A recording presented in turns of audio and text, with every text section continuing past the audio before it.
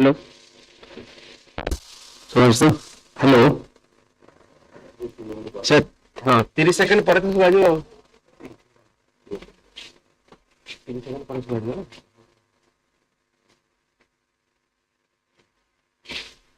ମାମୁନି ଅମୃତା ଆସିଲାଣି ସେ ବିକବିକ ପାର୍ସଲ ତାକୁ ଟିକେ ବତେଇ ଦିଅ ହଁ କେମିତି କଣ କରିବାର ଅଛି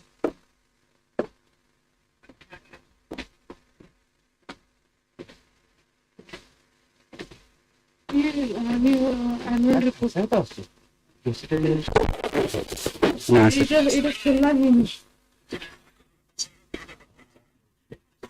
सेठ से कम से साउंड कम कर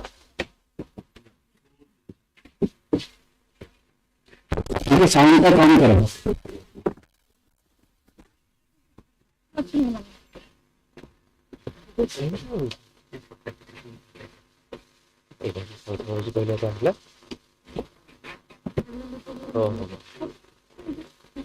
भाई भाई नमस्ते ମୁଁ ତ କରିବାକୁ ଲାଗିଛି କିନ୍ତୁ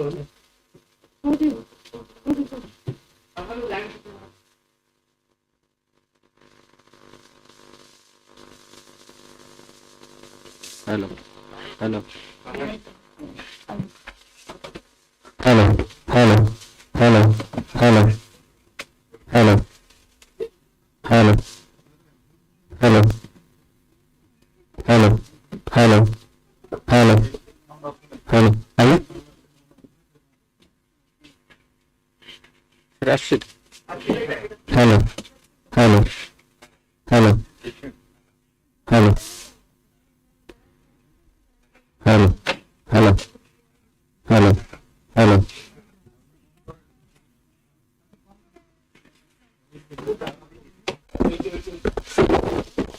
hello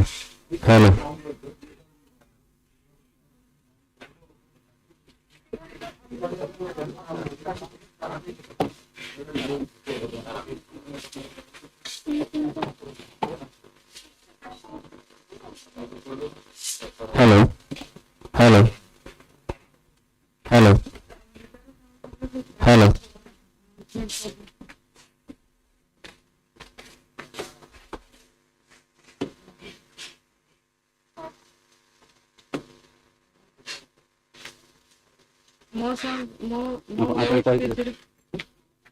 Good morning. Good morning, everyone.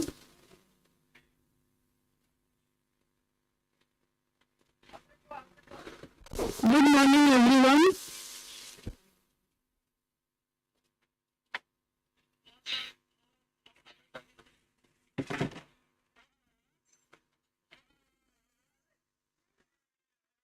चिड़चिड़ हो गई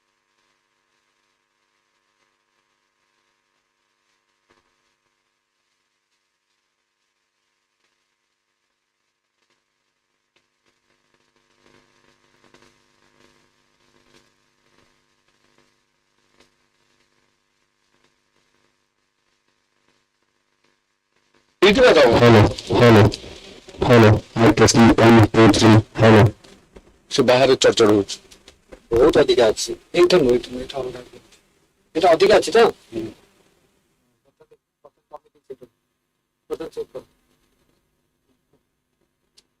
हेलो এই বাহারে চটচড় হচ্ছে ବହୁତ ଅଧିକା କୋଉଠି ଗୋଟେ ଭଲ୍ୟୁମ୍ ଅଛି हेलो ঠিক আছে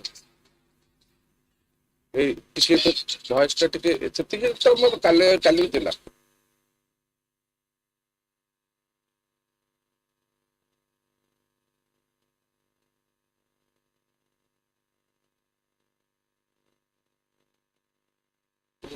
ଆମେ hello mic testing hello check 1 2 3 4 hello check hello hello mic testing check 1 2 3 4 hello check hello hello mic testing hello check 1 2 3 4 hello check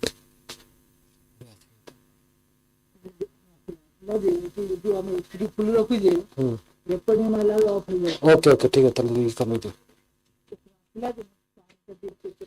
hello check hello check hello check अधिक আছে না না অটোরে আপনার এটা না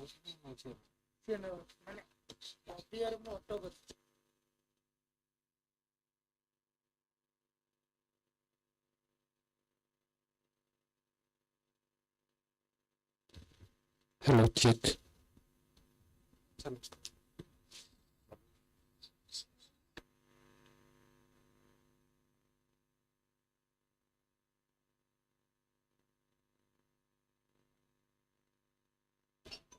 hello hello mic testing hello check 1 2 3 4 hello check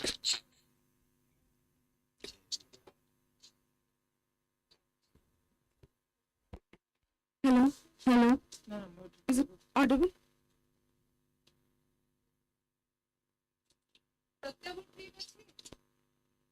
ଶୁଭୁଛି?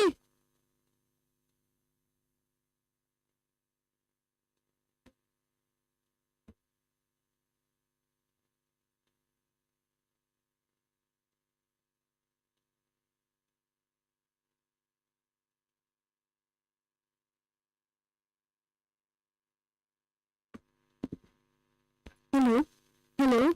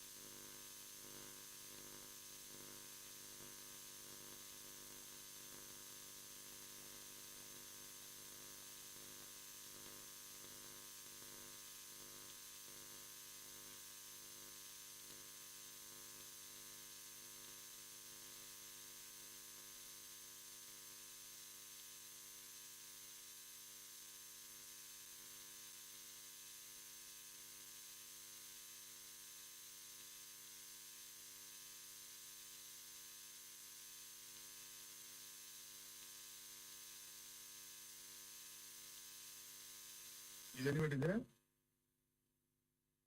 Hello? Is anybody there from ILS IT team?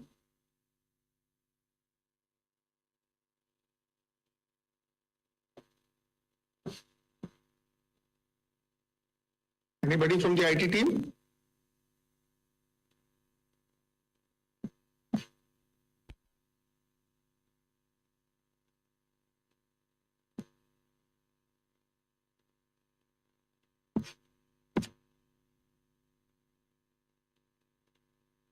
Can you see my presentation? Hello? Yes, sir. Yes, sir. Can you see my presentation? Yes, sir. Yes, sir. Okay. So then I can.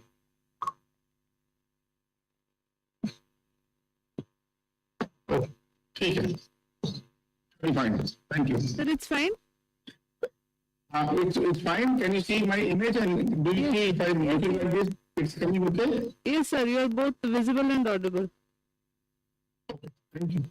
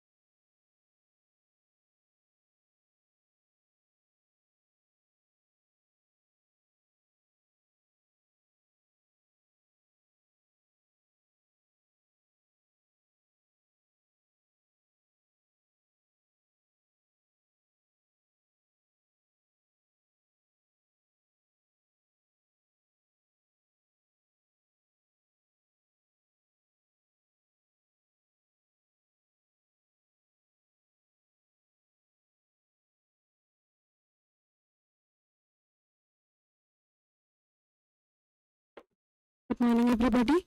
We'll just start in 5 minutes. Is everything audible?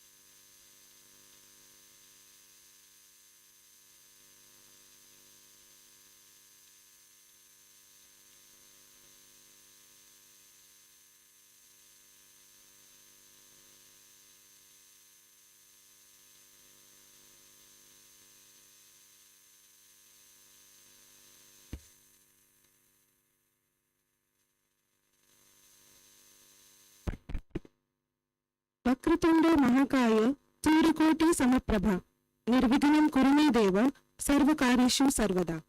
Taking the name of Almighty, today we start with our proceedings. A very warm good morning everyone. Welcome to the Foundation Day celebration of the Institute of Life Sciences Bhubaneswar.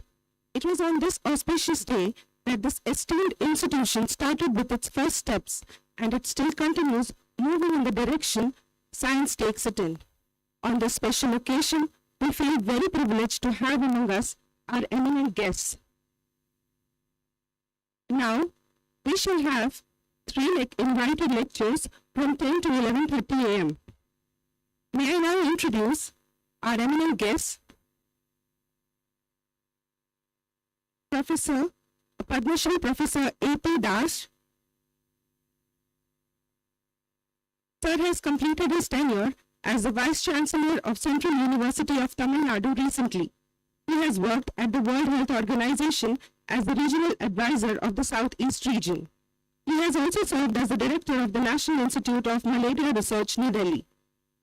He has also served as the Director of many prominent institutes like ILS Bhubaneswar, National Institute for Research on Tribal Health in Jabalpur. For his outstanding contributions in the field of science, he has received numerous awards.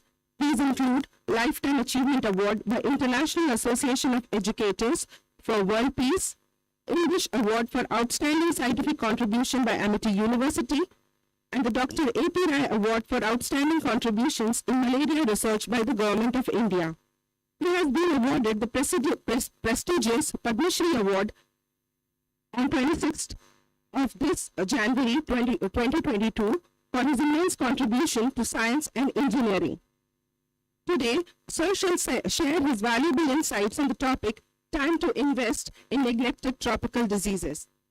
We also have with us Honorable Dr. Pramod K. Garg, Executive Director of Translational Health Sciences, Faridabad.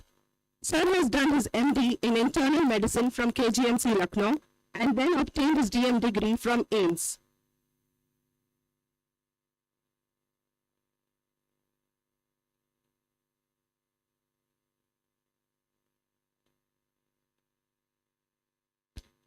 AIIMS, New Delhi. He has been an overseas scholar at Justice Liebig University, Gießen, Germany, visiting professor of University of Minnesota, Minneapolis, USA, and visiting fellow, Center of Cellular and Molecular Biology, Hyderabad.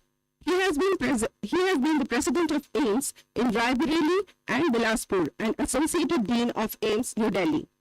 Today, Sir shall give us a valuable insight on biology enters the clinic. Further, we also have Dr. Kiran K. Sharma, Director CRP GLDC Acrosat, Hyderabad. He has achieved his PhD degree from University of Delhi in Botany, Experimental Plant Morphogenesis, and postdoc training from University of Calgary, Canada. Sir has over 25 years of experience in genetic engineering and molecular biology for crop improvement, performing multidisciplinary research with thorough understanding of global agricultural R&D trends. He has over 150 publications with H-index of 28 and citations exceeding 3,300. He has been instrumental in establishing the platform for translational research in transgenic crops at ICRISAT in 2007. He has also played a key role in establishing the agribusiness incubator at ICRISAT in 2003. Today, Sir shall be sharing his valuable insights on the topic Biotech for Sustainable Agriculture. May I now request our eminent guests to please start with their lecture, starting with Padma Shri Professor A.P. Das.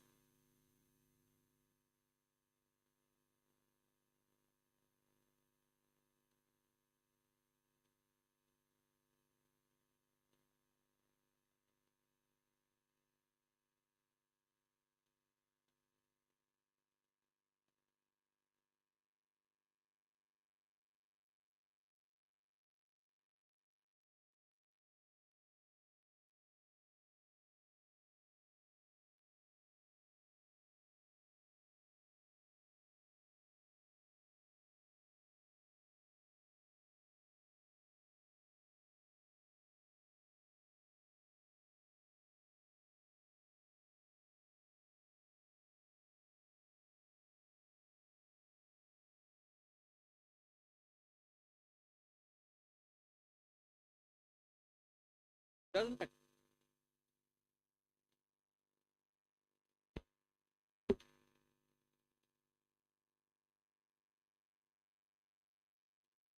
Directors, scientists, and the staff and students of the Institute of Life Sciences, at the outset, let me express my gratitude to the organizers for giving this opportunity to come over here to interact with you for a little. When Dr. Parida asked me to suggest a topic, I think I gave him 4 or 5 topics, and somehow I don't know how he has selected this one, which is very important in terms of sustainable development goals achievement by 2030. All of us know that 195 countries in 2015 came forward and signed to attain sustainable development goals by 2030, which surrounds around 3 words: gender, equity, and human rights. At the same time, we have a group of diseases called neglected tropical diseases. The neglected tropical diseases are the neglected diseases and are known as the forgotten diseases.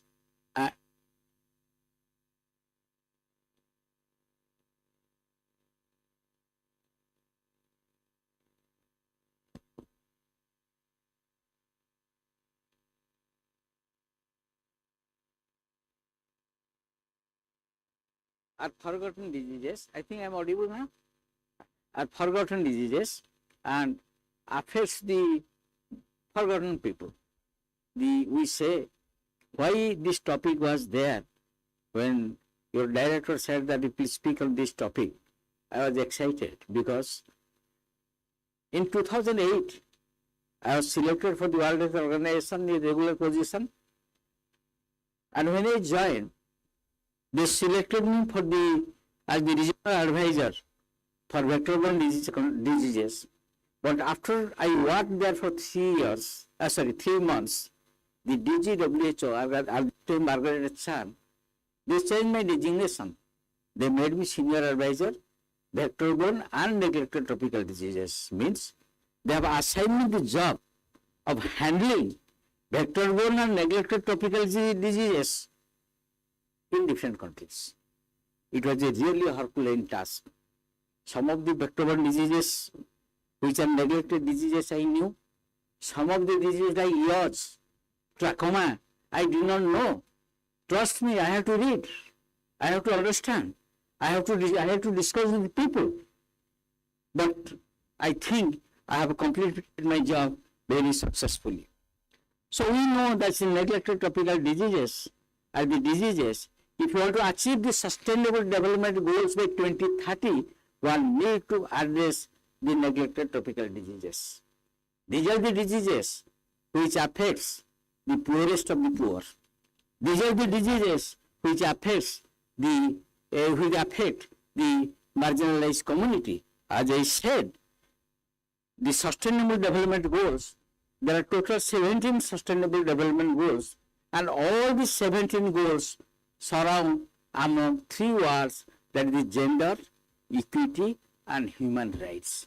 You cannot have equity, you cannot have gender bias, avoid gender bias without addressing the neglected tropical diseases. There are 17 neglected tropical diseases. Was here? Okay. There are 17 neglected tropical diseases, and out of the 17 diseases, some of the diseases are targeted for eradication. Some of the neglected diseases are targeted for elimination of transmission. Some of the neglected tropical diseases are targeted for elimination as a public health problem. And some of the neglected tropical diseases are targeted for control and prevention, because we do not have any vaccine for that. We do not have any medicine for that. We do not have anything for that. So these are the 17 neglected tropical diseases which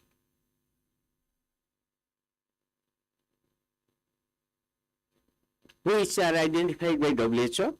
You can see the red ones. The red ones are prevalent in India, mostly in Southeast Asia and India. Number one, if I go alphabetically, dengue, dracunculosis, fasciolasis, leishmaniasis, leprosy, lymphatic filariasis, rabies, schistosomiasis, soil transmitted helminths, trachoma, and yaws. Out of these diseases, some diseases like dracunculosis and yaws are targeted for eradication. I will tell you what is eradication. Some of the tropical diseases like dengue and rabies, dengue and there is another disease. Dengue and soil transmitted helminths, they are targeted for control and prevention. And some of the diseases, the other diseases, they are targeted for elimination as transmission like rabies, and some of the diseases like lymphatic filariasis, visceral leishmaniasis, leprosy, they are targeted for elimination as a public health problem. Now, these are the group of diseases which thrive in improved settings and affect nearly 1 billion population around the world. Now, when we say eradication, elimination as a public health problem, elimination of transmission and control or prevention, what does it mean? The world, now entities in India, I have already shown that, see the progress about dengue. Dengue is a neglected tropical disease. I am starting from dengue because I understand that ILS is doing some pioneering work on dengue and chikungunya. So, when dengue epidemic started long back in 1980s, I remember I was starting my career. I started my career, most of you might not be knowing. I completed my MSc in 1973 and my PhD in 1978. Then from that I have been working on vector-borne diseases. So when dengue outbreak came, maybe in India, maybe in Sri Lanka, maybe in any Asian countries, do you know the case fatality rate was more than 11% in dengue? Today, in COVID-19, the case fatality rate has not probably exceeded 5 to 6%. But at that time when dengue came, the case fatality rate was more than 11%. But in 2015, it was brought down to 0.22%, and in 2021, again more than 60% reduction, it came down to 0.07%. Then fasciolasis is an animal parasitic disease, but it infects man and few human cases have been reported. Dracunculosis is a disease that is called as guinea worm, and the parasite is Dracunculosis medinensis, transmitted by cyclops in unhealthy conditions where proper water supply is not there, where the step wells are not there in the pond people used to take their bath. And you'll be happy to know that India has eradicated dracunculosis before the 21st century. And this eradication, India did not need any vaccine. No vaccine was required. No medicine was required. Nothing was required. Only due to improving the environmental sanitation, dracunculosis of the guinea worm was eradicated from India before the 21st century. Then leishmaniasis, the visceral leishmaniasis is known as Kala-Azar, or you can say the Indian Kala-Azar caused by visceral leishmaniasis, Leishmania donovani, transmitted by sandflies, is prevalent in the Indian subcontinent, India, Bangladesh, and Nepal, and the cases has been reduced to a great extent. For example, if I give an example of 2015 versus 2020, there were, the printing is 9,000. There were 9,000 deaths. There are 9,000 deaths due to Kala-Azar in in India in 2015, which has come down to little over 1,000 in 2015. What is happening?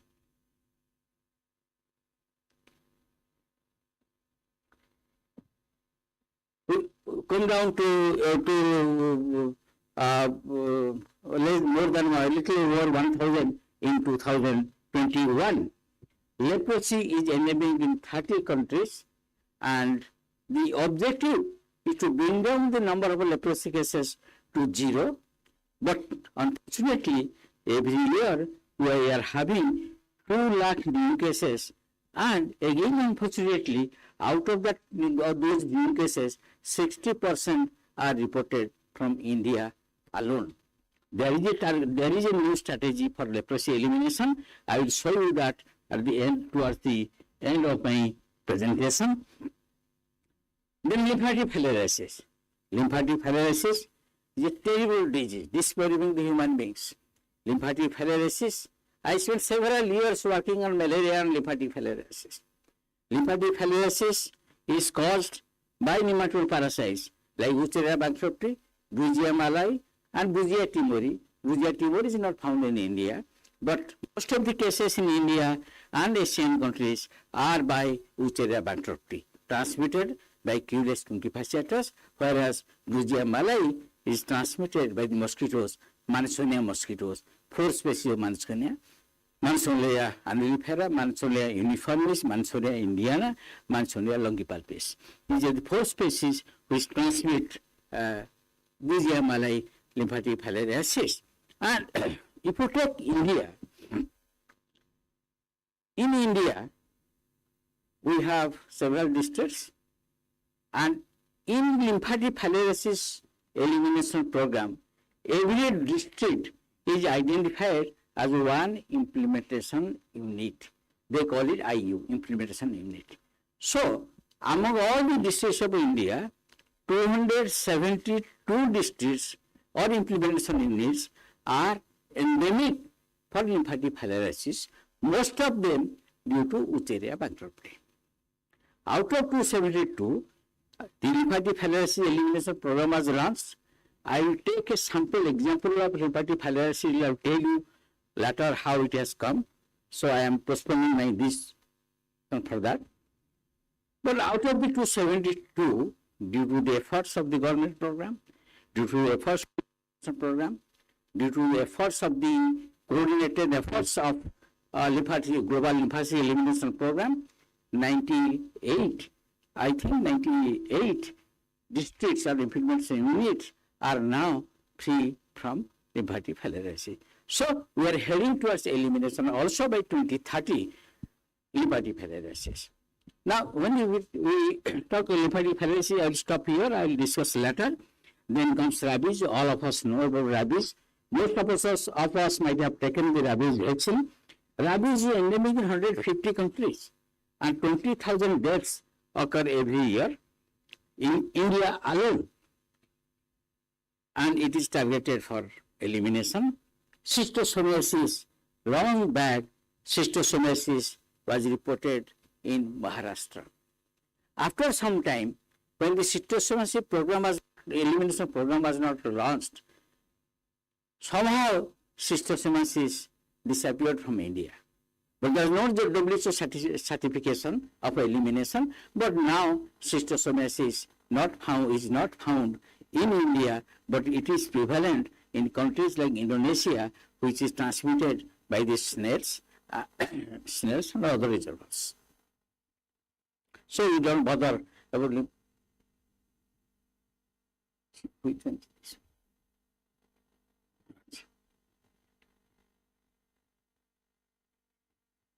Then comes soil transmitted helminths. These are the intestinal parasite which are transmitted by the soil when people go to attend the call of nature in the village areas. And there are 3 parasites: hookworms, roundworms, and another species. And both the hookworm species are involved, Necrophora americanus and Ankylostoma duodenale. So soil transmitted helminths, the only problem for them that you treat with medicines. Albendazole is a medicine which is given. One dose of albendazole is given to everybody in lymphatic filariasis elimination program. Another dose is given to the children in school-age children or preschool-age children in the schools, fitting the time with the LF elimination program. As a result, in CRO, there are in 2015, 9 crore people were treated for soil transmitted helminthes, which increased to 26 crores in 2020. Means the coverage is increasing, and also we are trying to control or prevent soil transmitted helminthes among population. Trachoma is endemic in 44 countries in the world, and 2 million people are affected. And then yachts is by treponema. 40,000 cases are there in the entire world. India was very badly affected by yachts, and you'll be happy to know that in 2016 WHO certified India to be free from yachts, but yachts still exist in Timor-Leste and part of Indonesia, but it is in the declining trend. So these are the likely tropical diseases in India and Asian countries. And then you see in the same slide the the Sustainable Development Goals, which is given, which I said 195 countries came together and signed to achieve these 17 integrated goals like no poverty, zero hunger, good health, quality education, gender equality, clean water and sanitation, affordable energy, economic growth, industry, innovation, reducing inequalities, sustainable cities, responsible consumption, climate action, and life below water, life on land, peace and justice. Then the last one is partnership to achieve these goals. So these sustainable goals are directly and indirectly connected for the achievement of the control, elimination or eradication of neglected tropical diseases.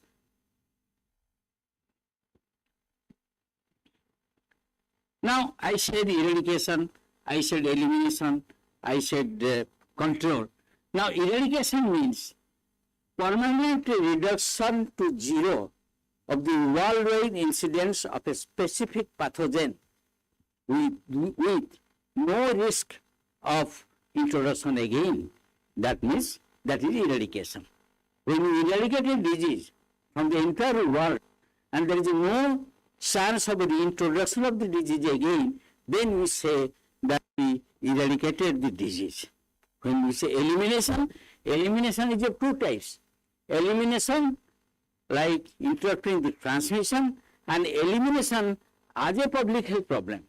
Elimination interrupting the transmission means reduction to zero of the incidence of an infection caused by a specific infection or specific pathogen is defined in a defined geographical area with minimal risk of reintroduction again is elimination of the disease by interrupting the transmission.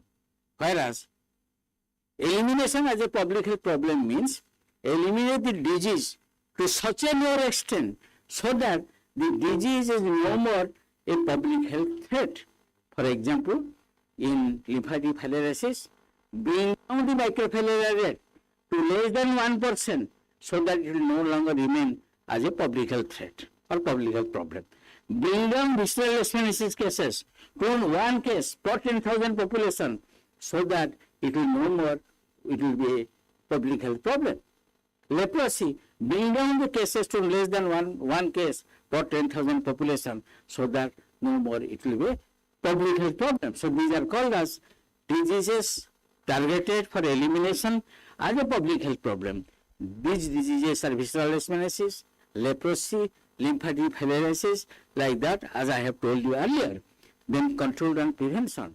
For example, diseases like dengue, chikungunya, Zika, they are transmitted by the day-biting mosquito Aedes aegypti. We don't have an antiviral drug for these diseases. We don't have a vaccine for these diseases. So how you control it? How you prevent it? You control it, you prevent it by preventing the man-mosquito contact.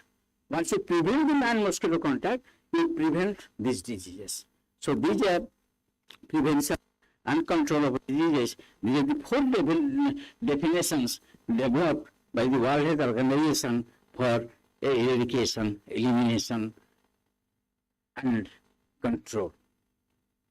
Now, I don't have a watch. How much time I have exhausted? Sorry? 20 minutes. So I have 10 minutes. I'll finish in 10 minutes. So, another 10. You remind me after 5 minutes. So, okay. So, last year on 28th January, the World Health Organization launched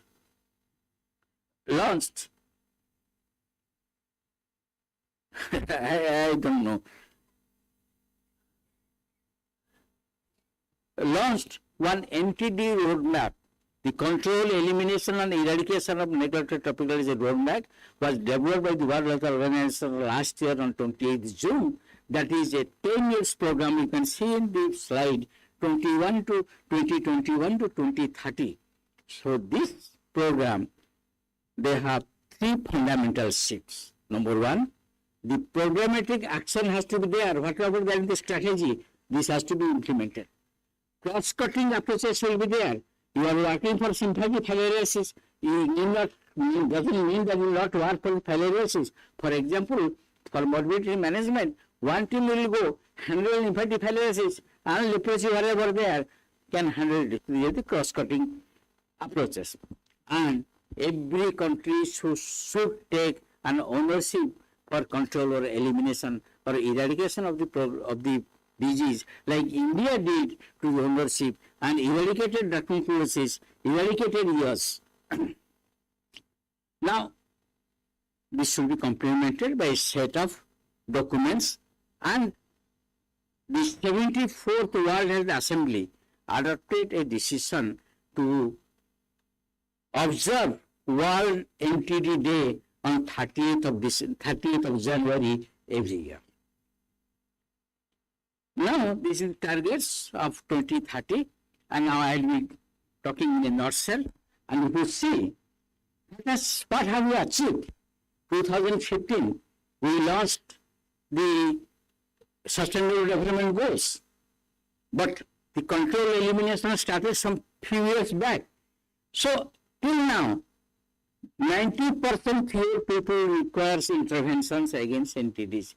Intervention means, as I said, that you give primitive drug therapy or vector control, whatever you do. So 90% of the fewer people, whatever was required in 2010, and it has been reduced by 90% are covered already. So there is 90% less people are now giving the interventions against the neglected tropical diseases, and 75% fewer NTD-related dialysis.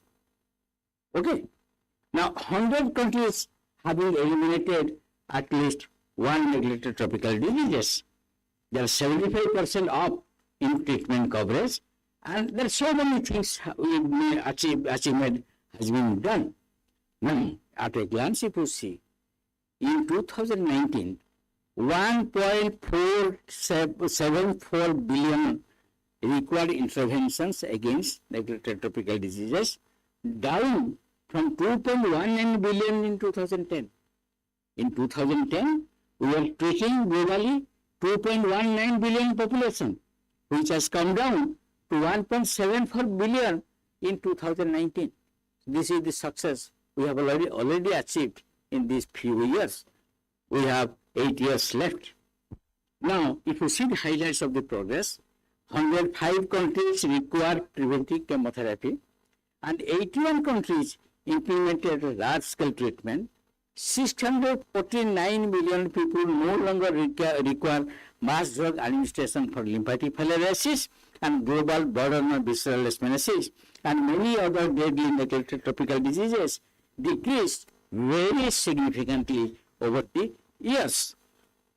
Now again see at a glance. 43 countries and territories and areas have eliminated at least one neglected tropical disease. In 2009, Mexico eliminated rabies.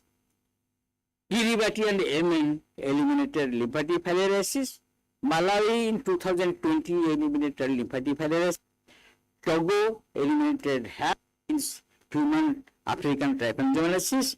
Myanmar eliminated trachoma in 2020, and in 2021, Gambia also eliminated trachoma, and Cote d'Ivoire eliminated human African trypanosomiasis.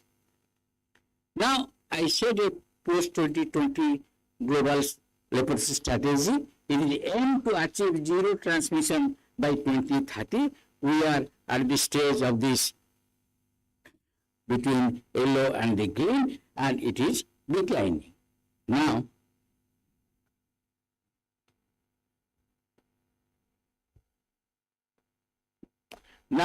I will give an example very quickly about an example of lymphatic filariasis. Lymphatic filariasis is a leading cause of permanent disability worldwide. Communities frequently sung and reject women and men disfigured by the disease. And this is transmitted by the three parasites I said. It's caused by three parasites and transmitted by ILS mosquitoes, sometimes Anopheles mosquitoes. These are one of the most oldest diseases. But there are three types of parasites I have already said. It's transmitted by the mosquitoes, and the human beings.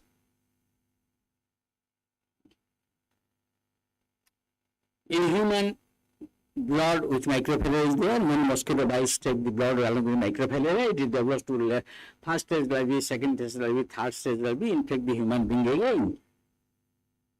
And long back, till 1990, nobody thought of lymphatic filariasis elimination. Everybody thought that we are going to stay with lymphatic filariasis.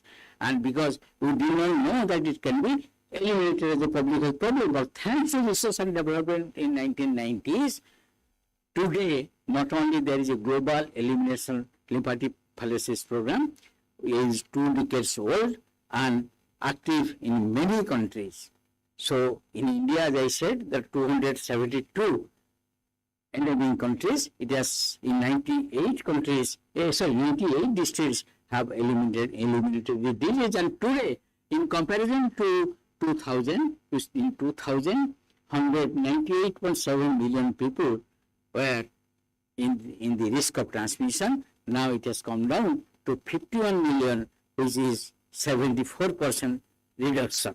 And this is how this has happened. If you take another lecture to tell, now I am one by for I think I have only less than 2 minutes, so I have to wind up quickly. So now let me tell you about dengue diseases, about eradication. I said diseases targeted for elimination, diseases for control. See, many countries are reporting major outbreaks for dengue, chikungunya, Zika, transmitted by the day-biting mosquitoes, the Aedes group of mosquitoes. I am showing this picture. You can see on the left side, Yash Chopra, who died because of dengue. And on the right side, you can see two side group with my photograph when I was in WHO. The main thing is to prevent and control malaria, prevent man-mosquito contact, reduce mosquito density. So there is no component of vector control or vector science in the respective countries. I have to organize several trainings in different countries. So this is what we have done. In between, I was having a technical committee in Indonesia about dengue. There is a research and technical committee. Dengue in Indonesia, because in Southeast Asia region, Indonesia contributes to highest number of cases of lymphatic filariasis, and among Indonesia, Bali province was contributing the highest number of cases. So we are having a meeting in Bali. We are coming back to our office in the Bali airport. My secretary is there. I don't know, it's not happening. In the you see the middle photograph. You see Sunil Sethi. Sunil Sethi was there. So when I was coming, My secretary went and met Sunil Chetty. He said, my boss is there. We have come here for dengue meeting, this and that. When he heard dengue, just the previous month, Yash Chopra died because of dengue, and a complete horror was there in Bollywood. He came running to me, Sunil Chetty, to say that I can do anything for dengue control, this and that. But I say, this is the enthusiasm for the people for dengue control. When dengue created a problem, dengue doesn't distinguish between poor and rich, or it has no boundaries. So it happens like that. Now, it is the end of my talk. I must acknowledge and thank all my colleagues, those who have worked with me in the past in the institutes which I had headed. Thank you very much.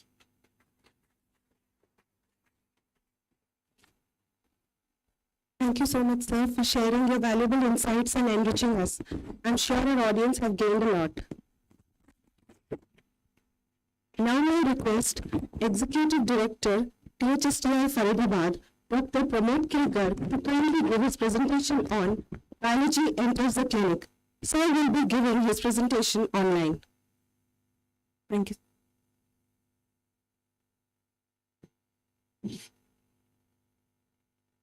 A very good morning, ladies and gentlemen. First of all, I would like to congratulate the Institute of Life Sciences for their 33rd Foundation Day. And I would like to thank the director, Dr. Professor Ajay Parida, for having invited me to give a talk on this auspicious occasion. It's indeed my pleasure to be talking to the faculty, scientists, staff of ILS and other dignitaries on a topic that Dr. Parida suggested. How do we integrate basic science with clinical medicine? This is something that has been discussed over so many decades. But today we are in an era where we actually have seen that biology has entered the clinical medicine. The question is, are we ready? I know ILS has been working over the years in many areas, particularly infectious diseases, cancer, besides others. But for the last 2 years, all of us have been talking and discussing about SARS-CoV-2, and I think we are kind of saturated about infectious diseases. So I have centered my talk around cancer biology and cancer medicine. Now, I'm giving an example of a patient who comes to the clinic. A surgeon sees this patient. Diagnosis is gallbladder cancer based on a CT scan, which shows TNM stage 3, surgery is not possible. The surgeon plans palliative chemotherapy, GEMOX, and tells the patient's relative that the prognosis 1 year survival is less than 10%.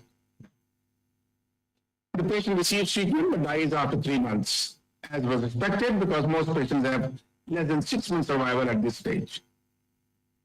And the team led by the surgeon publishes a paper on gallbladder cancer that they had been seen. So, for example, we published a paper many years ago showing that gallbladder cancer in India has a dismal prognosis, means survival is less than 6 months. Furthermore, we collected many patients, found out what are the risk factors, and showed that, gallstones, female, gender, mustard oil, smoke.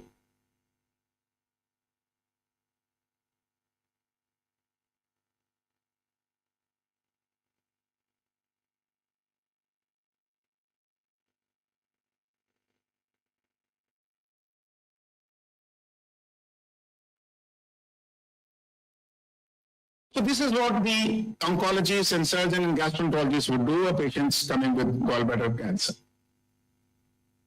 The cancer tissue is collected by a cancer biologist from a patient's biopsy, who will try to now develop organoids.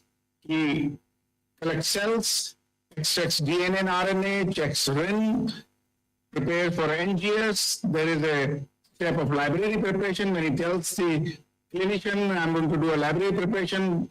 The clinician will say, oh, I have a big library in my institute. What to talk about library preparation? And then he goes for bioinformatics, various softwares available. You all know that, Ingenuity, MultiSNV, and so on. And then they identify certain driver mutations, minor SNPs and SNVs. And they also publish a paper. So, for example, this paper published many years ago from India with the found AJOC gene in gallbladder cancer mutation profiling. Another important paper published from Tata Memorial showed common genetic variations in risk of gallbladder cancer through a genome-wide association study approach. And they actually identified that in the chromosomal region 7q21, which harbors both ACB1 and ABCB4 genes, there are multiple SNPs at the GWAS significance level of less than 10 to the power less than 9. So you see here, both the clinician and the cancer biologists are doing reasonably good work. The problem that we all realize is they're not talking to each other. When a surgeon talks about TNM and prognosis and other things, the biologist doesn't understand that. When a biologist talks about NGS and library preparation and bioinformatics, surgeon or the oncologist doesn't understand that. They speak different languages. And they think that the other's area is rather too difficult to specialize for him or her to understand that. Now let me take the example of genomics in medicine. And we all are working in genomics in various disease states. So genomics is important for disease pathogenesis, be it a familial disease, be it a chronic disease where there is polygenic influence and environmental factors, be it infectious disease, where also genomics has a role. And of course, in cancer, there is a lot of genomic alterations.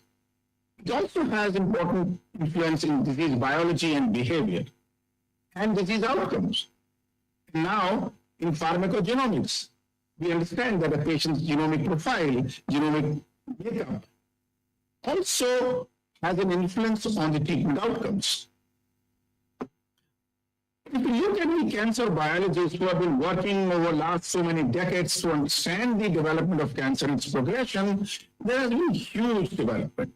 And I'll give you an example of colon cancer, how it has resulted in clinical benefit. So, if you look at the development of colon cancer, there's a sequence of events. So these are the endoscopic pictures, small cancer here, full cancer here, and then you see the histopathological features here. But I would like to draw your attention to the lower half. Now this is a normal colon epithelium here. Now at this stage, some of these patients may have either an inherited genetic mutation or develop a somatic genetic mutation here, because of which the mucosa undergoes hyperproliferative epithelium. And then it acquires certain other mutations, and gradually this becomes like a polyp. This is an adenoma. And then at this stage, further mutations may be acquired, which lead to the development of frank carcinoma. Now, it has been shown that there is a gradual accumulation of these mutations which result in histologically progressive lesion. And it takes many years for this journey to occur. Now, what has been the benefit of this understanding which came through cancer biologist approach? They could identify multiple mutations in multiple genes at different locations and at different stages of the cancer. And based on that, it was realized that cancer develops in majority of patients through a stage of what is called a colonic polyp. You can see a colonoscopy picture here of a colonic polyp here. And as I said, at each stage, the mutations accumulate. It takes many years for that adenoma or a colonic polyp to develop into a frank cancer. And that is why in the clinic, when it was realized that if you do surveillance colonoscopy in the general population to identify polyps, and if you find a polyp, you remove the polyp. For example, this is a polypectomy being done. You are removing the polyp. Then it results in decreased mortality due to colon cancer. And this has been shown through multiple studies in United States and many European countries, where now it is a recommendation that people above 50 years of age should undergo surveillance colonoscopy once initially and then at 10 years or 5 years, depending on what is the finding. So there is a direct benefit of a biological finding into a clinical advantage to the patient. So as I said, cancer develops due to multiple mutations. Then it was found that you can actually develop targeted therapy. If you identify a key driver mutation, it becomes an actionable target. And when you develop medications for that, you know about EGFR and c-KIT in CML and gastrointestinal tumors.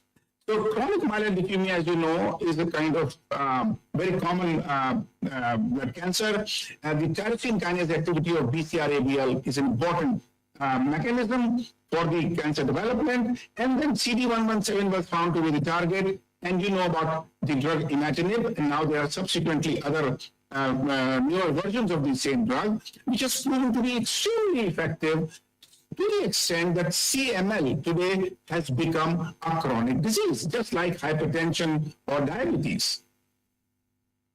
And we know about immunotherapy, which has actually revolutionized the treatment of cancer, be it anti-PD-1 or PD-L1 or anti-CTLA-4 therapy, or now CAR T-cell therapy for many kinds of leukemia, and this is also being tried now in solid cancers.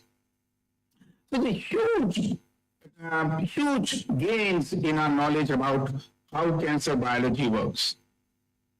And for the last about 10 to 20 years, we have been discussing about personalized medicine.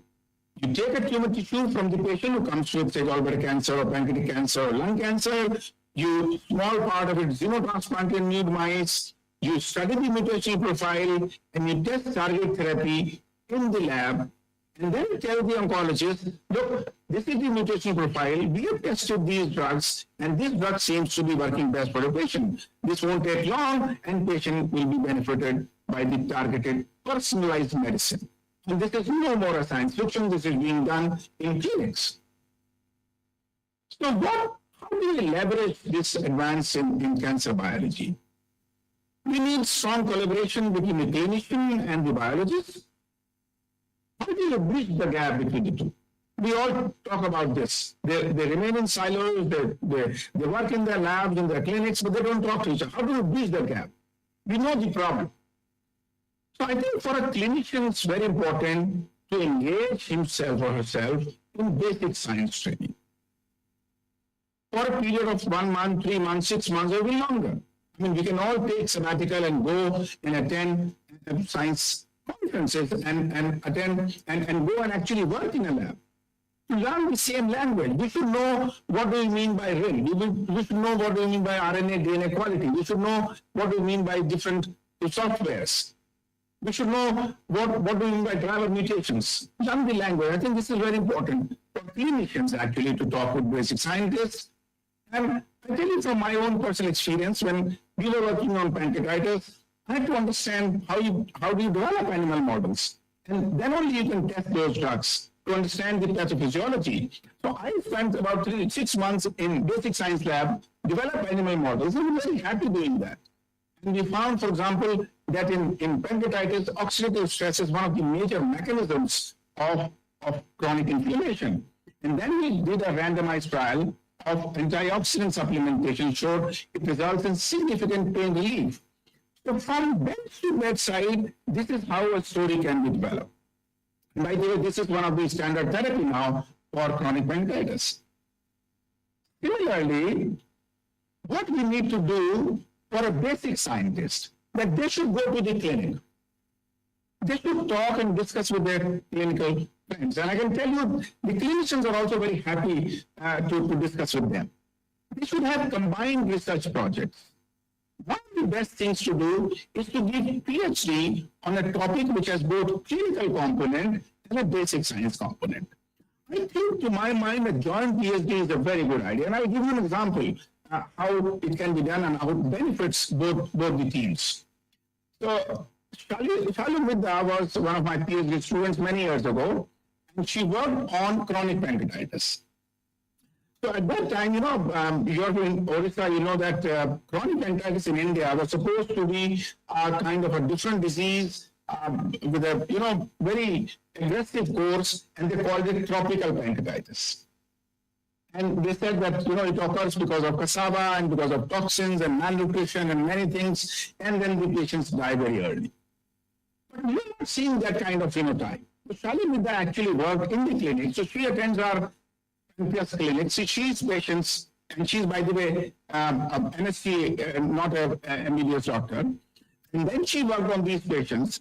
She collected their samples for the various genetic mutations, and ultimately we showed that the phenotype of chronic pancreatitis in India is now different what has been reported, and it is because of genetic susceptibility that these patients develop chronic pancreatitis, because STINK1 and CFTR gene mutations. This changed the concept of chronic pancreatitis in India, and Shalu actually now can see all patients with chronic pancreatitis even and also prescribe treatment. I mean, she's not entitled to do that, but I'm just telling you that how if someone works in the clinic can actually learn the things. And then later she showed on another paper that it is genetically determined chronic pancreatitis which results in pancreatic, it is a strong risk factor for pancreatic cancer.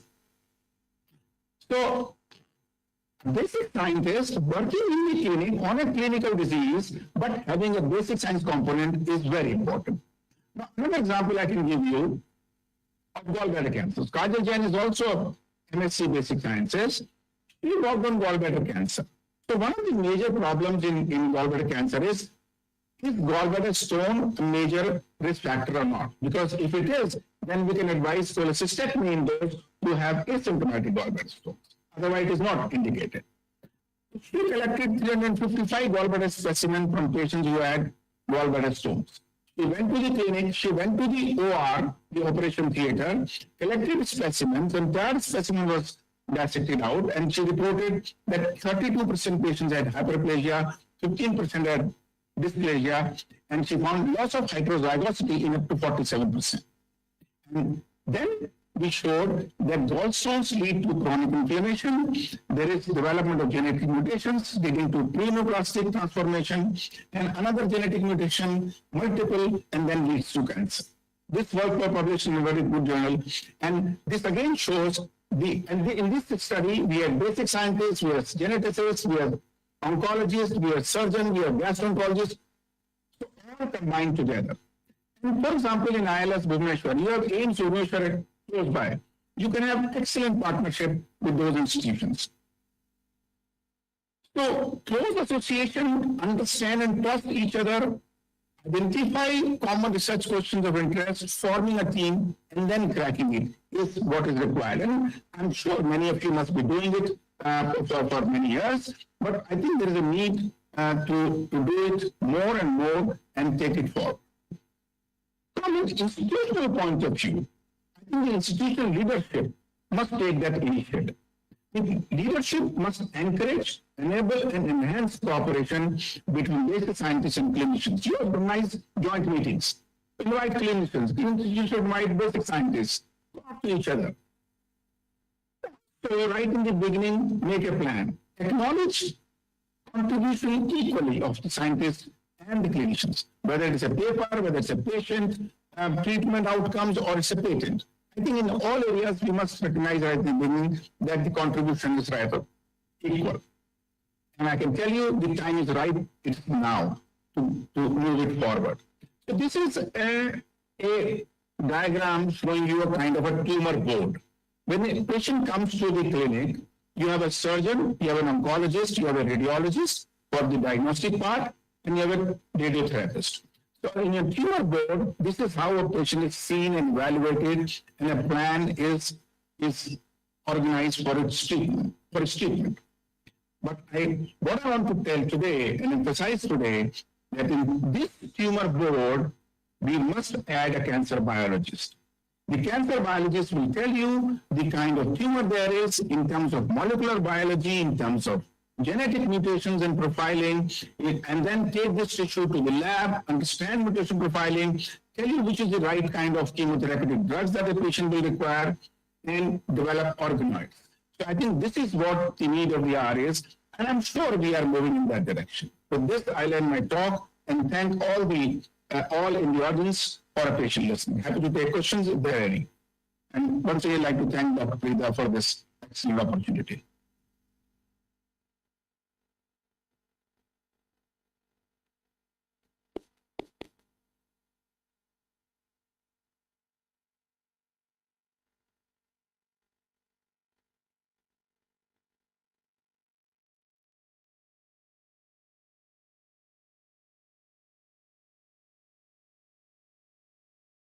Thank you so much, sir, for illuminating us with your vast knowledge.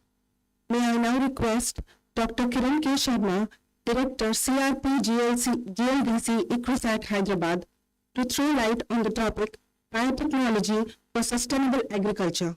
Sir will also be with us through online mode.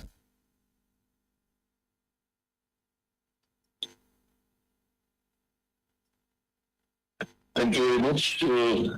First of all, I'd like to thank, am I audible?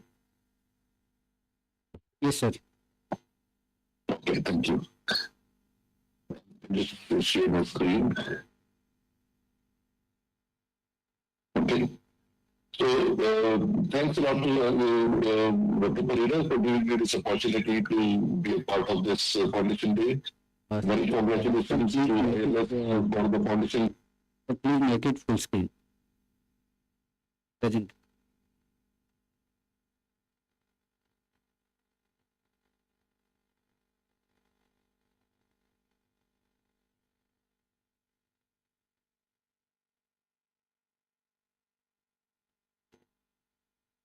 I'd like to, give an overview of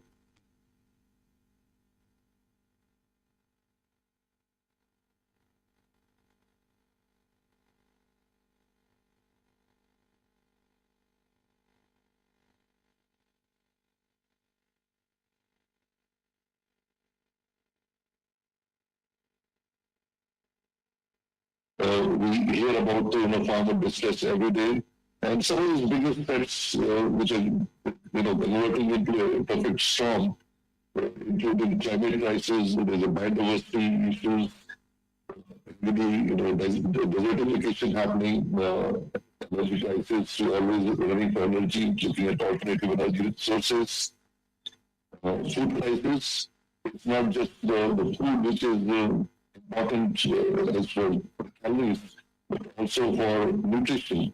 So I think we need to look at that, and of course we need to cater to the increasing population. So there is always a need to increase the efficient agricultural production so that we can provide sufficient food to the growing population. We need to find solutions for important constraints to crop productivity, especially now with the climate change. More unpredictability is coming in.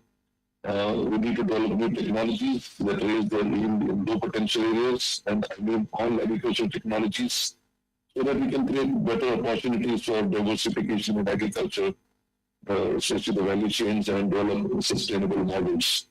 So there's always a pressure, but there are also challenges, but opportunities as well.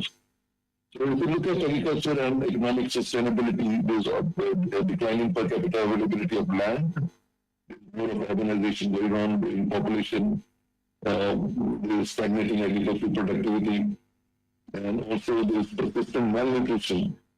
We're able to feed most of the people, but then I think the nutritious food is still lacking, mainly because of the unrealized potential of agriculture. Less than 5% sustainable agricultural land is in production, and only 4% of the land is irrigated. 30% in overall in South Asia. There is no inputs available, and also depletion of soil nutrients. So hence agricultural productivity at the moment stands at about 25% at the global stage. So we need multiple interventions, reducing need for external inputs, so that the crops can better take care of themselves. need to have mechanisms for soil and water conservation. We are looking at technology and other means. It's need to be better improved food distribution systems and also reduce post-harvest losses that can account to anywhere from 20 to 40%. Crop improvement strategies that integrate the best of conventional and modern technologies. We need to optimize this productivity. Here are some of the constraints to crop improvement we've been looking at. Crop improvement itself is a major challenge. As we move forward, we find there's a limited variability in the available germplasm, especially the germplasm which is being used.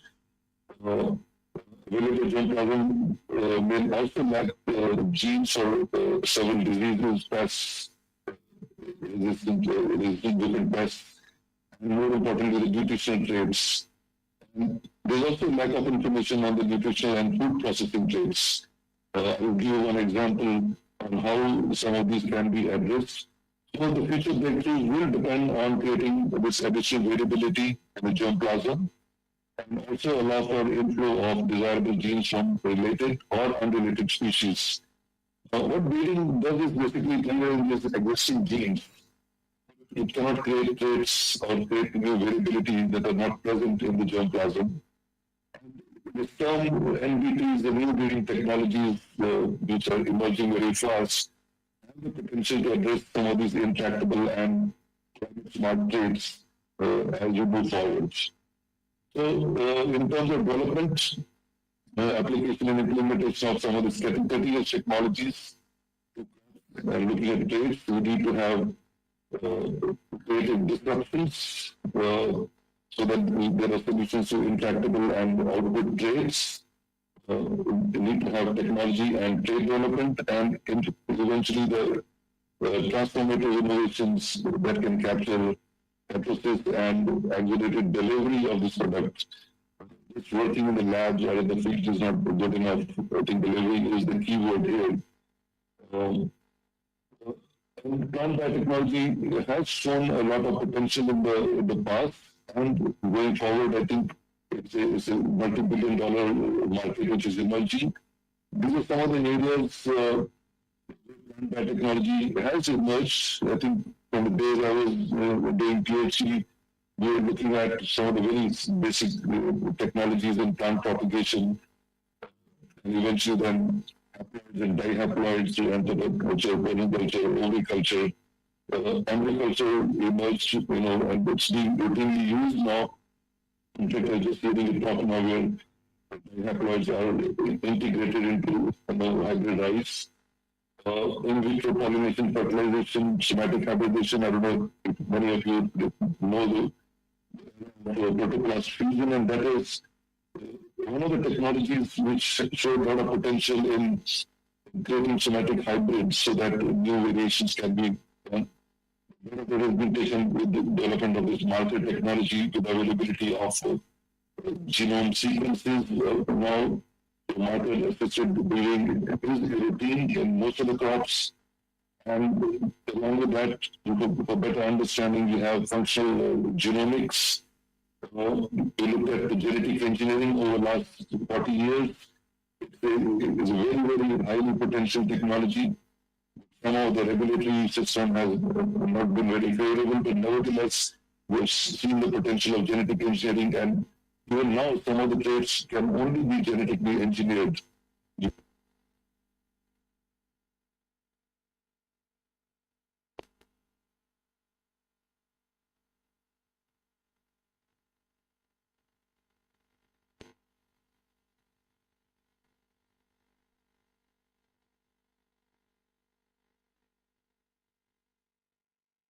Is to help the breeder do a better job of breeding.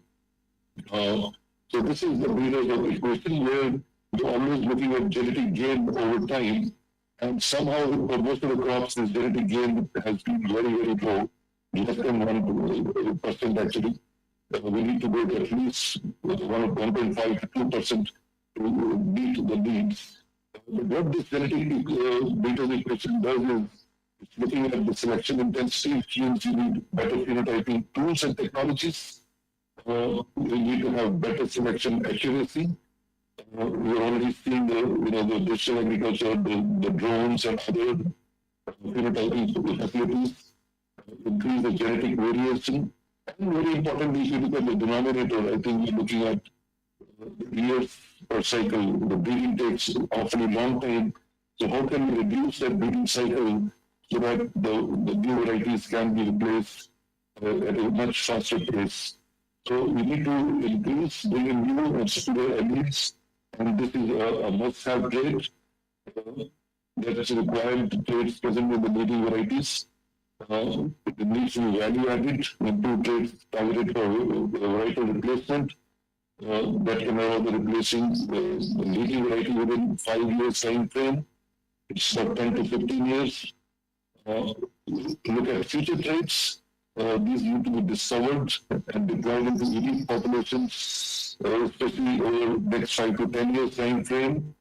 And also looking at some of the game-changing traits, and these we call them disruptive traits that are currently not found in any global breeding programs.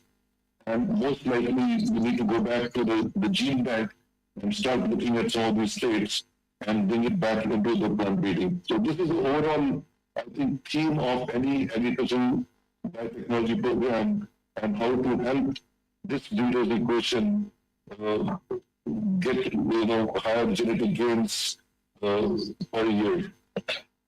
So we also need to look at some of these aspects more together.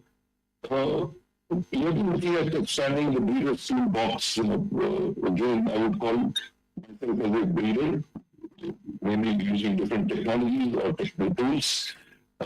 We need to have high throughput transformation systems, especially if you want to have innovations in technologies leading to products through various means, what I already mentioned, transgenic development, functional gene validation for key traits, double haploidy. I think it was discovered way back in the 60s, but it's still very, very relevant.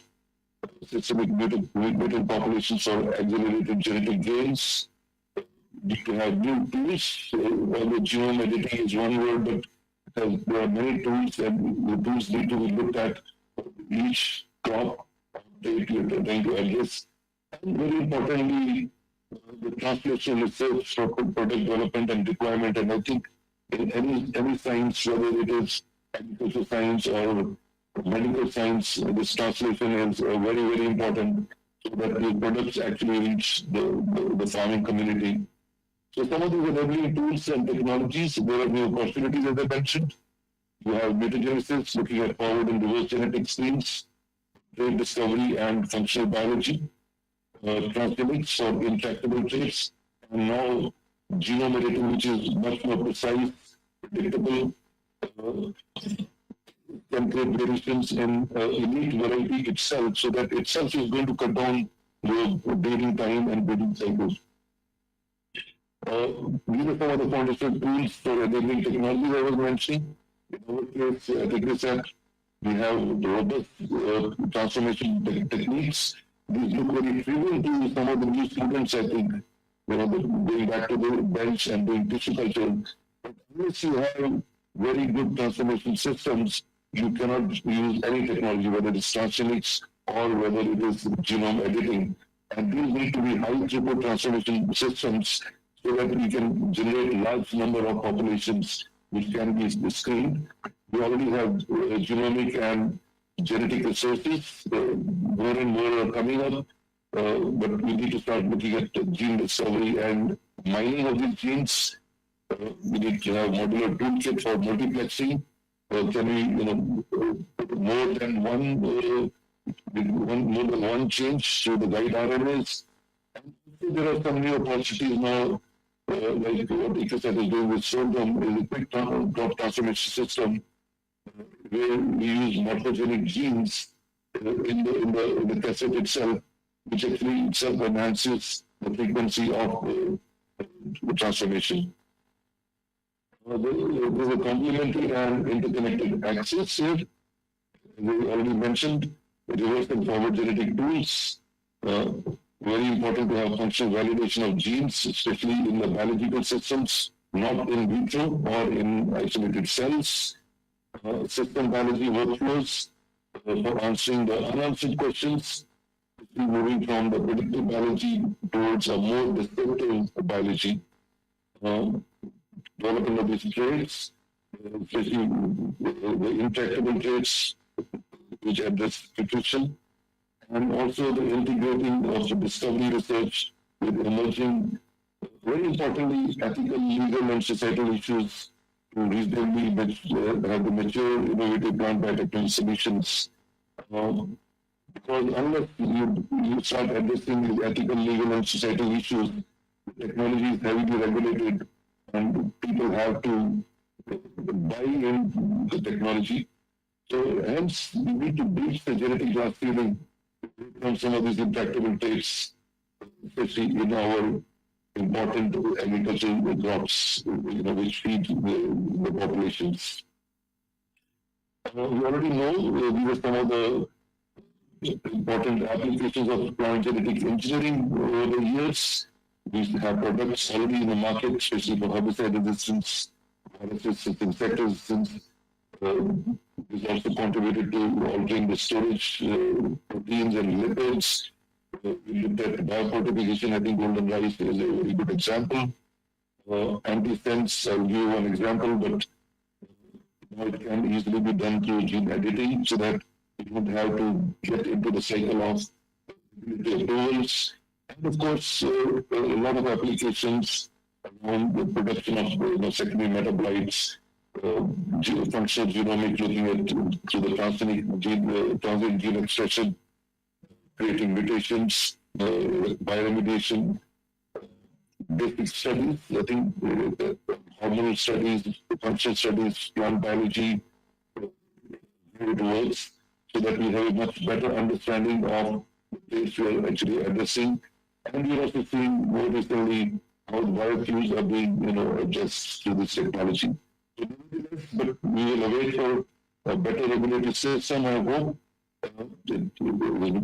Proven beyond doubt that it's a safe technology, but nevertheless, we need to go. This just shows, I think, I picked up a slide, I think it's an old slide from 2019, but I think ISA is not updating, but that's the global reach of biotech crops, which are currently being growing since 1996.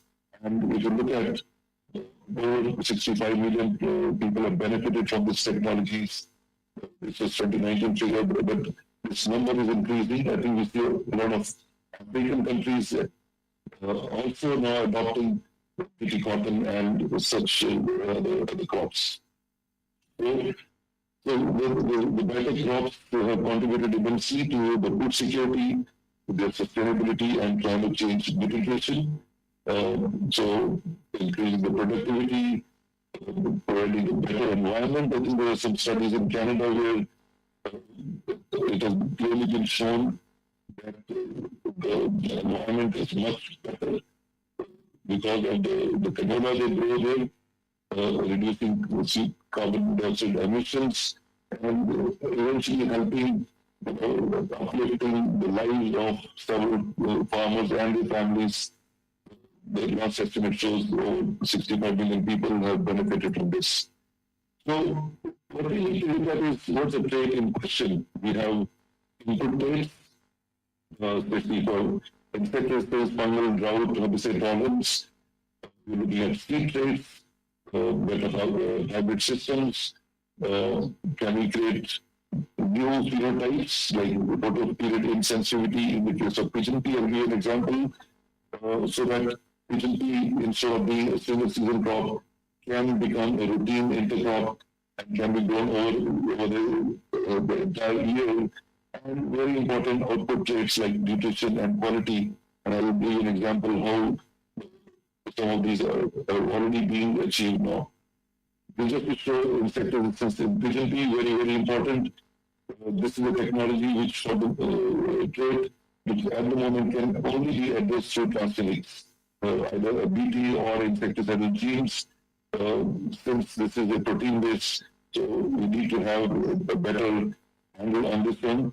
In the case of PGP, you've already shown that we can get anywhere from over 80 to 100% success rate in terms of our mortality. Again, because of the regulations, some of these are not moving forward, even through with selection trials in the fields. There are a lot of regulatory hurdles there. This is again a very good example of groundnut resistance to aflatoxin. Right now, it's such a big menace that there is no other way of controlling aflatoxin, which is a very strong hepatotoxin. But the only control is to management practices, better irrigation of groundnuts, like sorghum and maize especially. So we adopted a double approach. The first one we used a defensive gene, which provides resistance to the growth of aspergillus, the fungus that causes toxin, introduced it into groundnut and looked at the fungal growth inhibition totally. So we could reduce it, the fungal growth to an extent that we achieved almost less than 1 parts per billion. Remember, toxin is highly regulated, especially in Europe. They do not tolerate more than 2 parts per billion contamination. Whereas if you pick up any random samples in India, you'll find more than 40, 50, 100, going into thousands of parts per billion, depending on how those groundnuts are saved. The second approach we used was a post-induced gene silencing, using some of the genes from the aspergillus itself, the biosynthetic pathway of the aflatoxin, and this basically silenced some of the regulatory genes in the fungus itself, hence reducing aflatoxin by almost 100% in many cases. So some of this material is already being tested and validated now. A very important problem in India as well as in Africa, especially the West Africa, which is highly dry land. We need a much better integrated solution for looking at traits like droughts. We tried the transcription factor like DREP here, drought responsive elements, specifically driven by inducible promoters, so that these DREs can provide much more resistance. But again, this approach needs to also be integrated with the breeding approach. We really need robust varieties which have much better adaptation, and you can just push up the whole. But again, this again shows the importance of using very specific promoters, either stress responsive promoters or promoters that can respond to specific stimuli, so that we can get a much better handle over these traits. Now, going beyond the transgenics, we're already looking at gene editing, which I think has created a lot of excitement all around the world. I'm sure even ILS scientists are also involved in this one. It provides new techniques that can enable precise and efficient targeted modification in the genome. We can characterize gene functions and improve these traits. There's a potential for crop improvement. I'm very excited about some of the adaptation traits, better resilience, and end-use traits. I'll show you one end-use trait example later on, which is great, has already created a lot of excitement. We can allow precise and predictable modifications directly into the cultivar or accessions, whereby it can save time, back crossing procedure, and can directly go into conventional plant breeding schemas. With multiple traits being modified simultaneously, the system could also provide an efficient approach to pyramid breeding, something that would take 10 to 15 years to bring many genes. You could actually do multiplexing genome editing so that those can be obtained much better. And there are great prospects for integrating this new technology with conventional and new age breeding strategies. New age breeding strategies that I mean is modernized breeding, where you move away from traditional breeding and start using new technologies, big data analytics, and also drones and better weather data forecasting, etc. So that's the next big thing. My gene editing platforms for expanding the previous toolbox so that some of these can go. We already have made progress. I think some of these reference genomes are available. The resequencing of these genomes is there. We can start looking at editing in the elite lines and also the functional validation so that we end up with novel variety. In many cases, genome editing can take less than 1 year, whereas the crossbreeding can take several years. So we'll be seeing a lot of these examples coming in the literature now. There are many ways of doing gene editing, but I think the CRISPR-Cas9 engineering tools are already providing some of the most favorite ones and much easy to use. Nevertheless, I think depending on what trait you are using, you could look at others like talents and nucleases as well. And you can also start looking at addressing multiple targets in the single event itself. Scalable hybrid systems, these are some of the molecular basis of cytoplasmic versatility in pigeon pea. What we have done is we discovered an open reading strain, which is 147, which is patented now, which actually causes cytoplasmic versatility in pigeon pea. This is already tested in standard crops like Nicotiana, Arabidopsis, and now being tested in chickpea as well. So this is one part of the story where we have low or no pod setting in transgenic chickpeas because of interference with the tapetum with this open eating frame 147G. And what we're looking at now is a functional validation of restorative functions, which is ongoing, because once you have got a CMS line, you also need to look at the restoration of that. This can again provide much faster turnover of generations, especially looking at short duration or medium duration pigeon peas. This is another one I was mentioning about the photoperiod insensitivity in pigeon pea. Pigeon pea being a short duration plant suffers from photoperiod compatibility in high latitude areas, thereby hampering production and yields. Besides limiting its use as an alternative cropping system in many places, so you just get one crop in a year. So developing these photoperiod insensitivity lines can expand pigeon pea on non-traditional areas, also intercropping, so that you can use legume cereal intercrop systems as well. I'm sure there are many other crops where such technologies can be very helpful in enhancing crop improvement. Output traits, I think many of you must be already knowing. One of the reasons why pearl millet is not very popular, although it's a highly nutritious crop, is the problem of rancidity. The flower of it starts getting rancid within 5 to 7 days of milling, thereby causing drudgery to women. So hence, the housewife, they have to consume pearl millet. They have to crush the flour instantly and consume it. Otherwise, it becomes black. You cannot even keep the dough for long. Hence, there is a lack of demand from industry.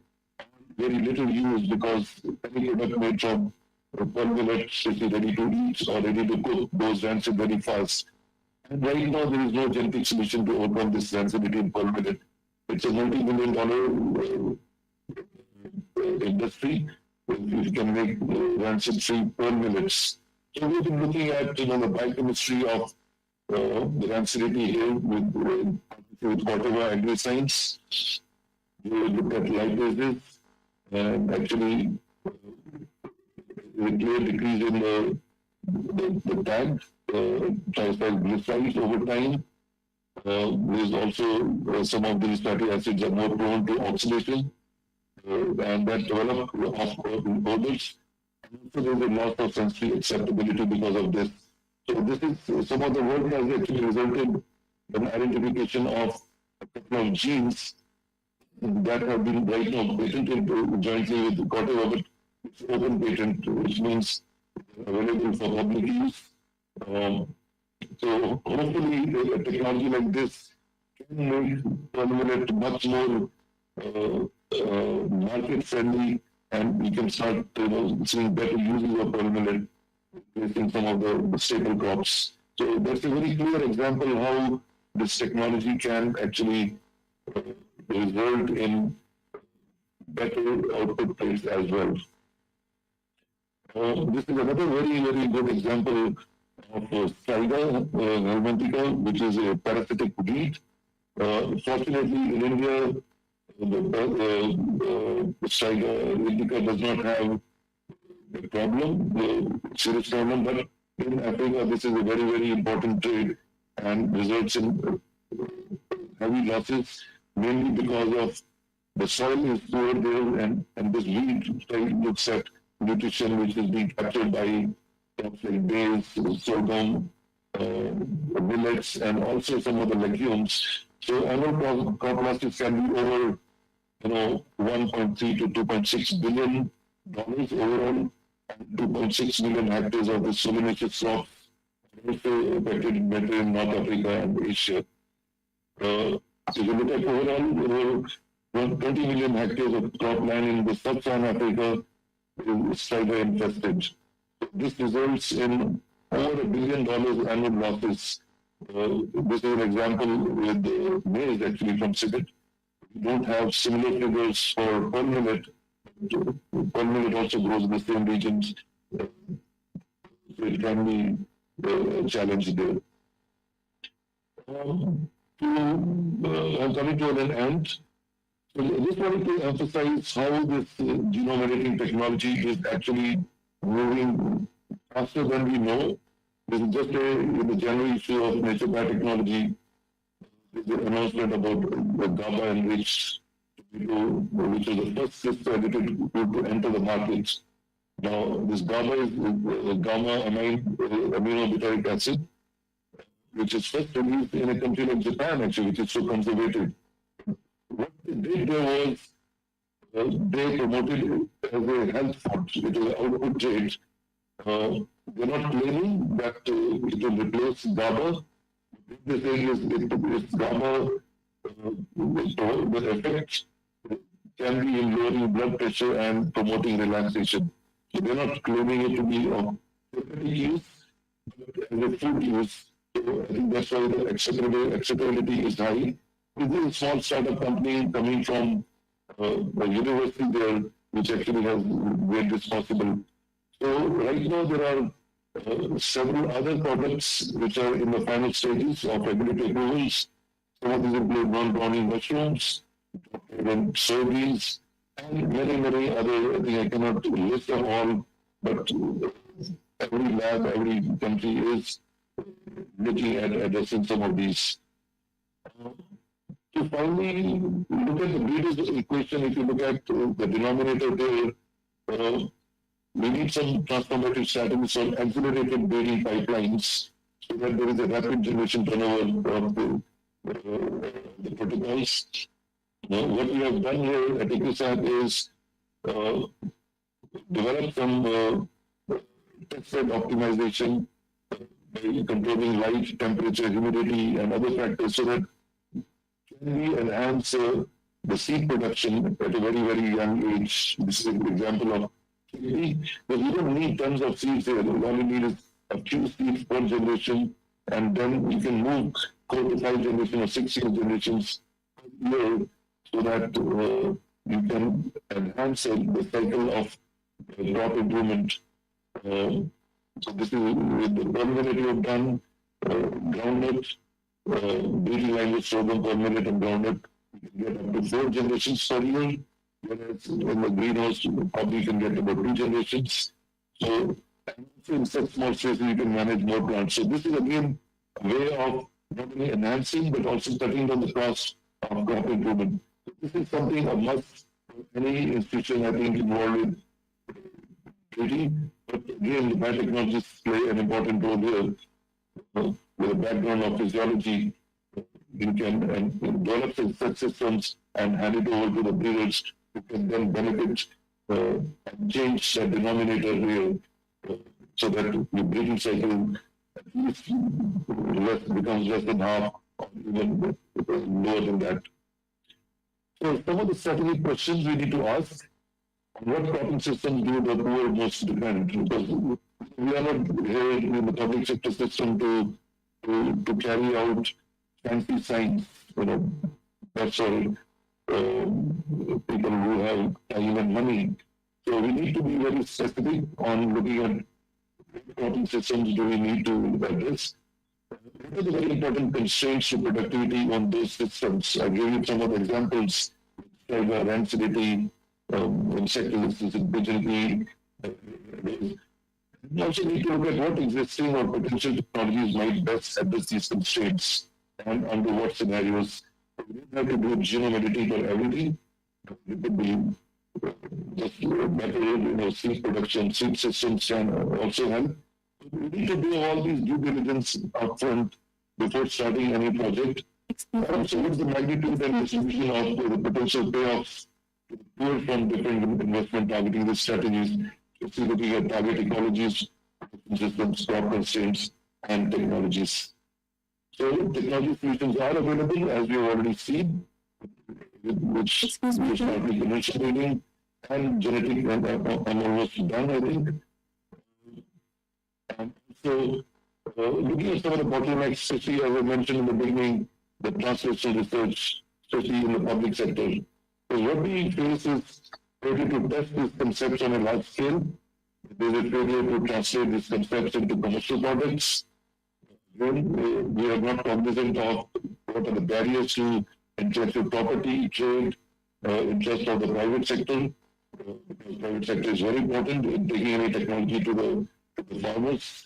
What are the biosafety regulations, risk assessment and risk management, training and capacity building of those who will use these technologies, either in developing it further or translating or taking it to the field. So hence, commercialization limitations becomes a serious barrier, and partnerships are very important for product development and deployment. We're already looking at regulatory considerations, especially in the case of genome editing. Some of the countries are already going, especially for SCN1 and SCN2, where we're making very small changes to the nucleotides. Agree that SCN3 needs a careful look, which is more like a transgenic approach, but still it's a safer option. So the way forward is emphasize on public sector product development so that the small and medium private companies can benefit. We need to evaluate the technology and its socio-economic impacts, awareness on commercialization process and research issues that are linked. We need to strengthen capacities. Training is very important on the development as well as deployment aspects. Very important to have enhanced communication and awareness. People should not think this is something out of the world you're bringing. It's a simple technology. So partnerships, especially public and public-private, can help, especially in pooling of resources and bringing in some sort of a consortium approach. So in conclusion, biotechnology in general is a very valuable tool for eliminating global hunger, poverty, and malnutrition. It's a strategic weapon in winning the next green revolution.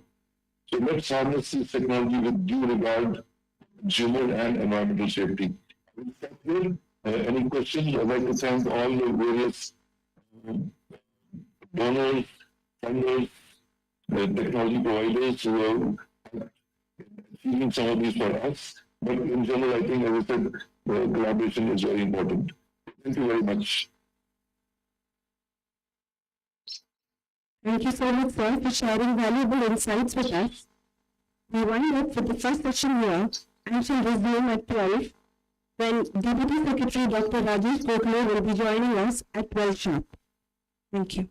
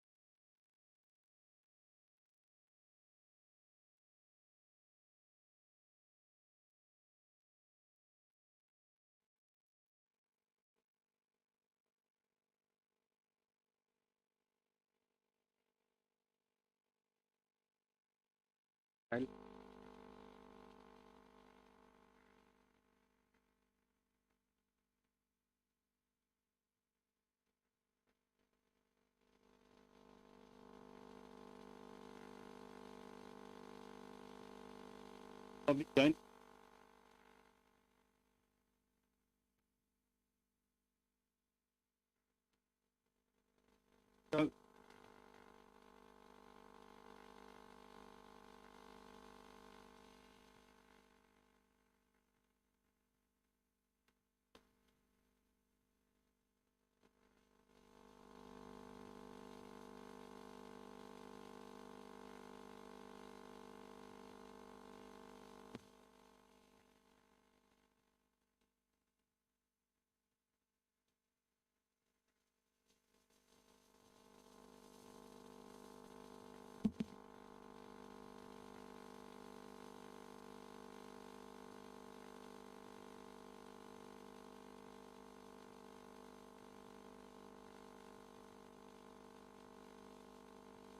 আমাদের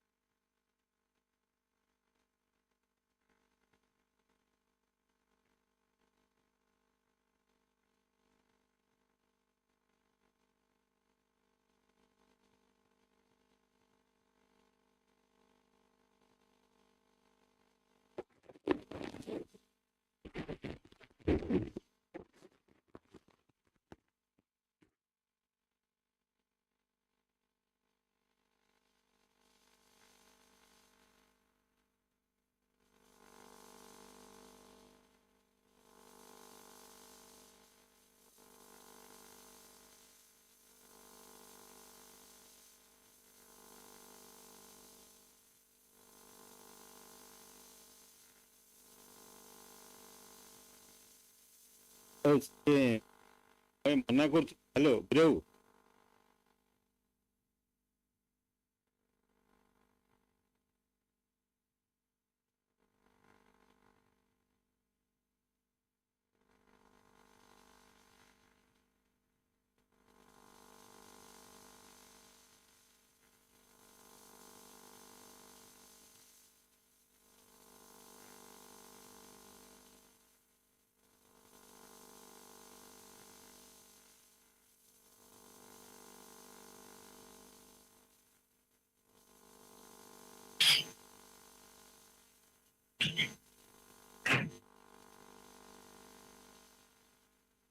hello,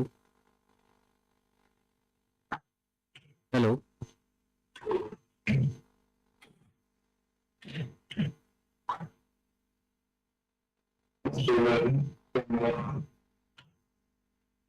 hello, রাজন sir,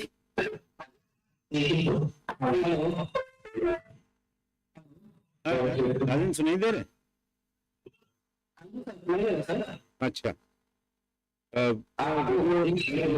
कोई talk है on करिए। ठीक है, तो presentation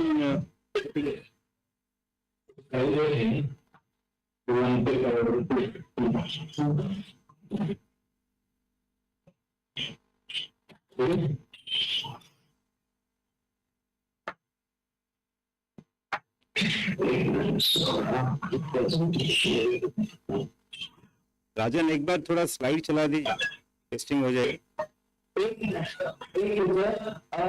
sir इसमें मेरे को आपने एनवो का चेंज करके दिया था। एम्बो का तो है आपके पास। नहीं मैं कह रहा हूँ आपने एनवो का चेंज किया है ना, रिवाइज करके। दो फाइल है ना, एक एम्बो का और एक HR इंफॉर्मेशन।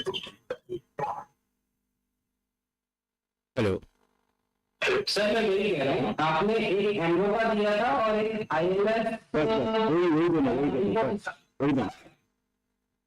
दो प्रेजेंटेशन जी जी जी। मैं आपने उसके बाद में PDF फॉर्मेट में वो दूसरा भेजा है। बैकग्राउंड वो छोड़ दीजिए, सिर्फ इनॉग्रेशन ये लीजिए। अजून वो जो पावर पॉइंट स्लाइड है ना, हेलो, वो जो दो पावर पॉइंट स्लाइड है, अगर उसको खोल दोगे, व्यू मोड में जाओगे, then it will show over the screen. You can just click the screen open. और बाकी फाइल नहीं चाहिए, बाकी कुछ नहीं चाहिए, यही पावर पॉइंट जो है.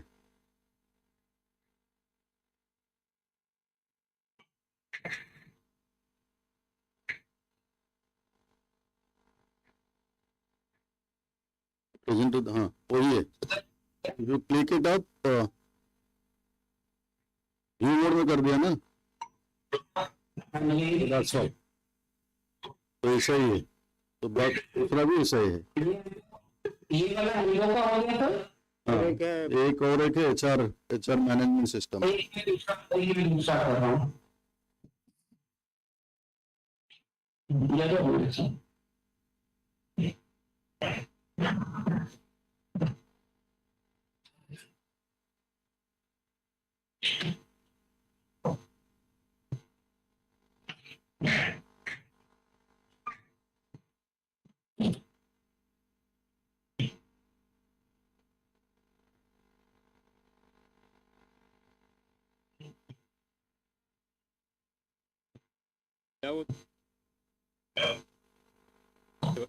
ये वाला है एचआर.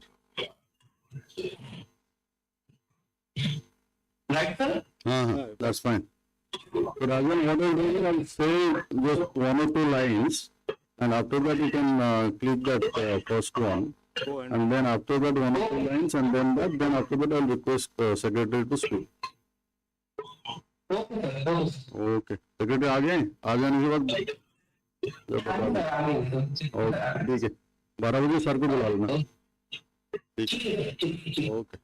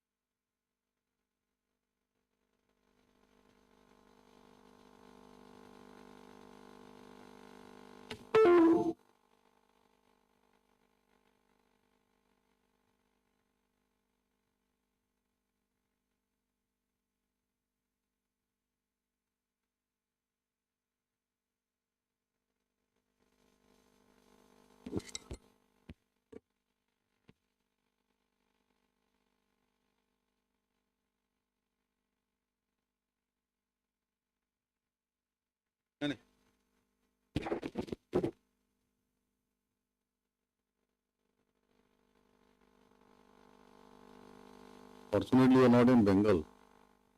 Bengal आपण आपण पोस्टिंग ये नहीं ना.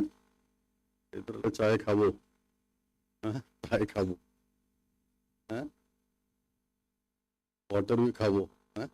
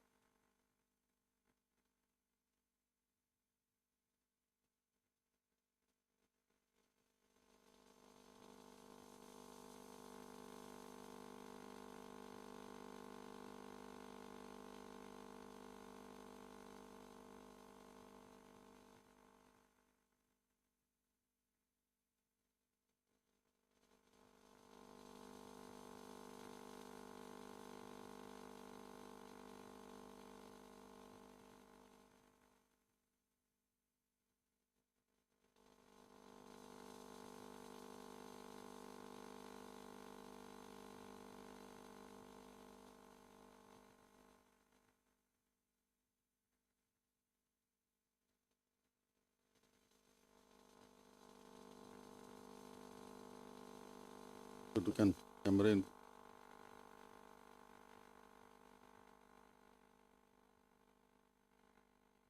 ପିଲା କୋଉଠି ହେଲେ?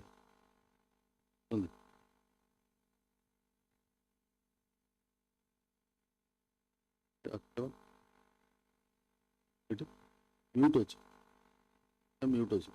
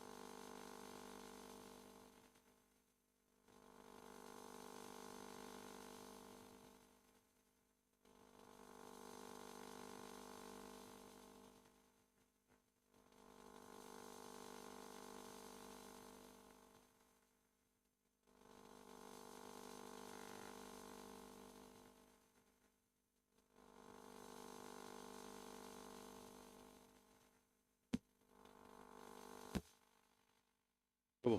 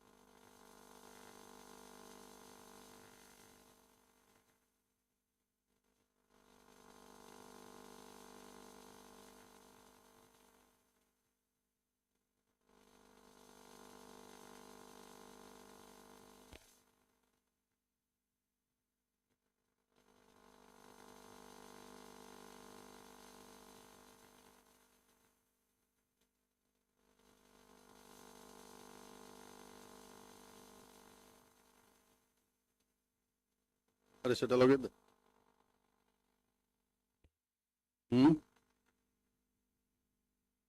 କେତେବେଳେ ଜଏନ୍ କରିବ ଜଣା ପଡ଼ିବ ମୁଁ ସେକ୍ରେଟାରୀ ଆସିଲେ ସେ ମାଇକ୍ ଅନ୍ କରିବ ନା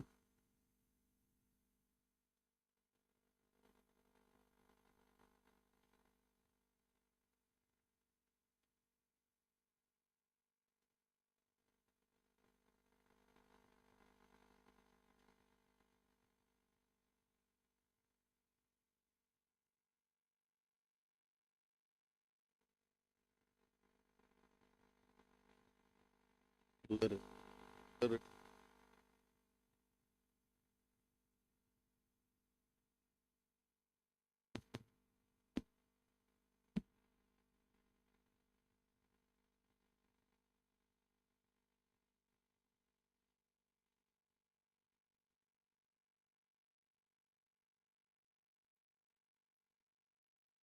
are ready. Whenever the secretary can join.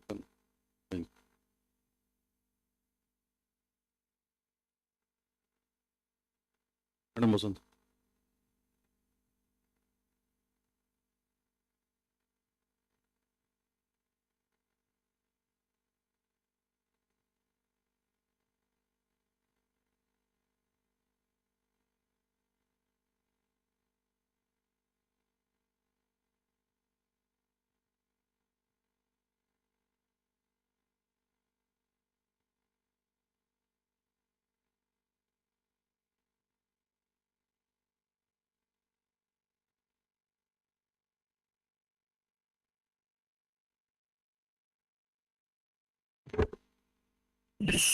Good afternoon.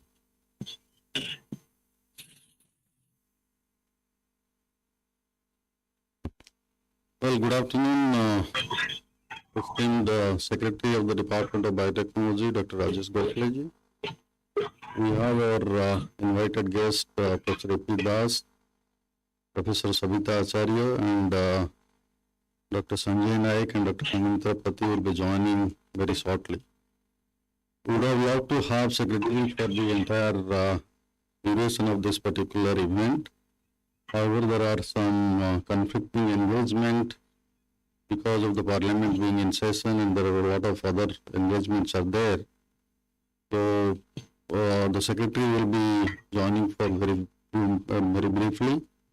On behalf of our ILS staff and students, I thank you, Dr. Gokhale, for accepting our invitation and joining this event. It's not that we should not welcome, it's a formal welcome, but as you yourself is the chairman of the governing body and managing the institution, it looks awkward that I invite you or welcome you for this, but nevertheless, we're grateful to you. We know about the hard-pressed time you have, and we look forward to your visit soon to Institute of Life Science on a date convenient to you so that you can interact with all our colleagues and staff. So, as we said that, so what would request Dr. Gokhale to, I think ILS is going to organize for this year called ENDO lecture series. The funding for this ENDO lecture series has been provided to one of my colleagues who is a ENDO National Fellow, that is Dr. Santosh Chauhan. This, the funding opportunity provides us to conduct something about 40 lectures throughout this particular year, and there will be eminent experts from that particular field. But about 10 lectures will be given by the senior postdoctoral research fellows or research scholars, those who have done exceedingly well. I would request you to launch this ENDO lecture series today by clicking the button virtually. Rajan, just to facilitate.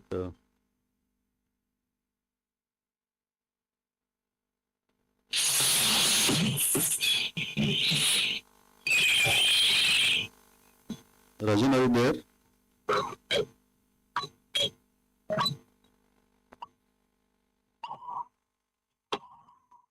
Okay, when he is doing that, the other thing which we have developed at ILS is a comprehensive software-based system for the HR management system.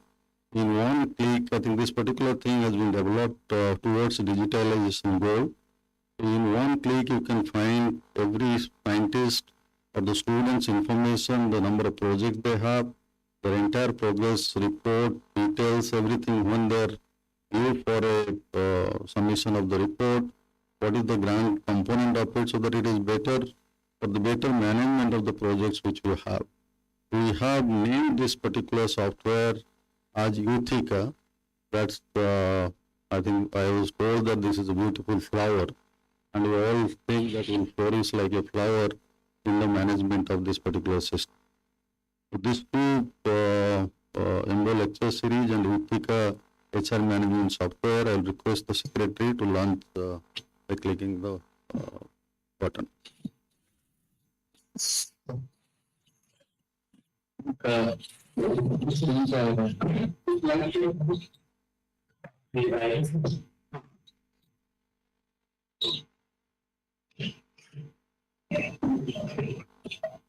Rajesh, share the screen.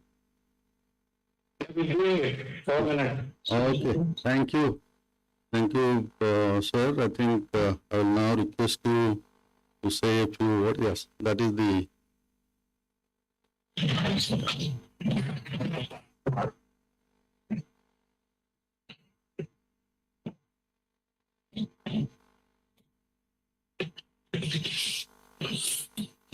So this is our ILS HR and project information system. So this will facilitate better management of the entire HR as well as the project information. Thank you. Rajan, you could unshare the screen and then secretary can. Yes, thank you very much.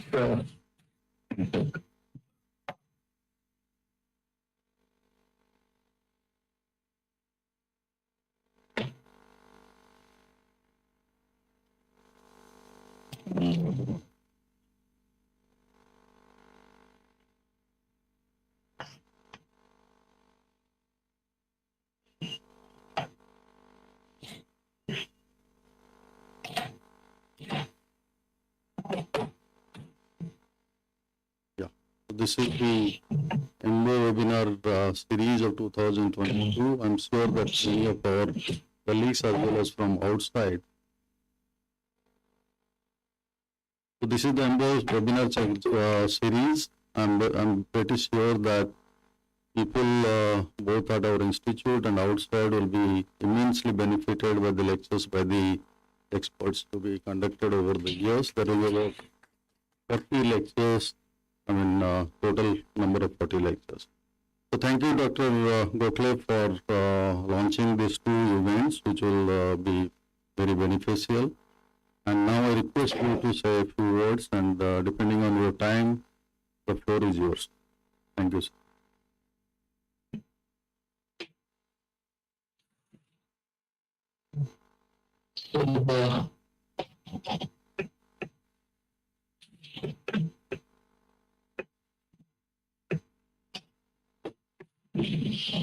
So thank you very much.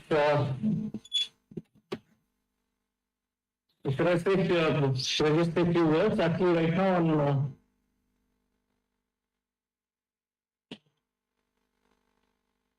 Yeah, you are audible as well as you are visible. Yes, we are able to hear you. You can go ahead. Okay, you can hear it. Okay, all right.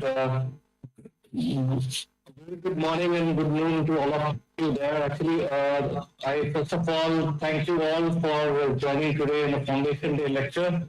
All the invited dignitaries, staff and students and various directors of organization and Dr. Ajay Paridar, thank you very much for inviting me. This is my really pleasant duty to really convey my warm greetings to all of you on this wonderful occasion.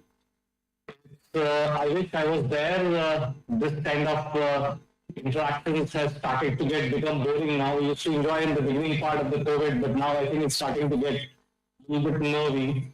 Hopefully, very soon I'll be over there and will be happy to interact with you actually. But I must say that I very much appreciate the amount of work that has gone ahead, done by everybody during the COVID times at ILS. Really very happy to note all the activities that you have discussed in the past actually and what you folks are doing. I think it's a really wonderful occasion. I always think of, the COVID time was the kind of, I don't know how many of you have seen this movie Avengers Endgame, but there used to be a Thanos, actually a villain in the movie called Thanos actually, and the Thanos was almost starting to wipe out half of the universe, and this was almost the occasion when I think it's almost like all the superheroes started to get together and try to put together their energies to take care of all these activities. And it's kind of a very interesting aspect that how India's endgame was played by all of us across various departments, universities, institutions, and be able to tackle it, and hopefully we'll be able to take care of all these activities.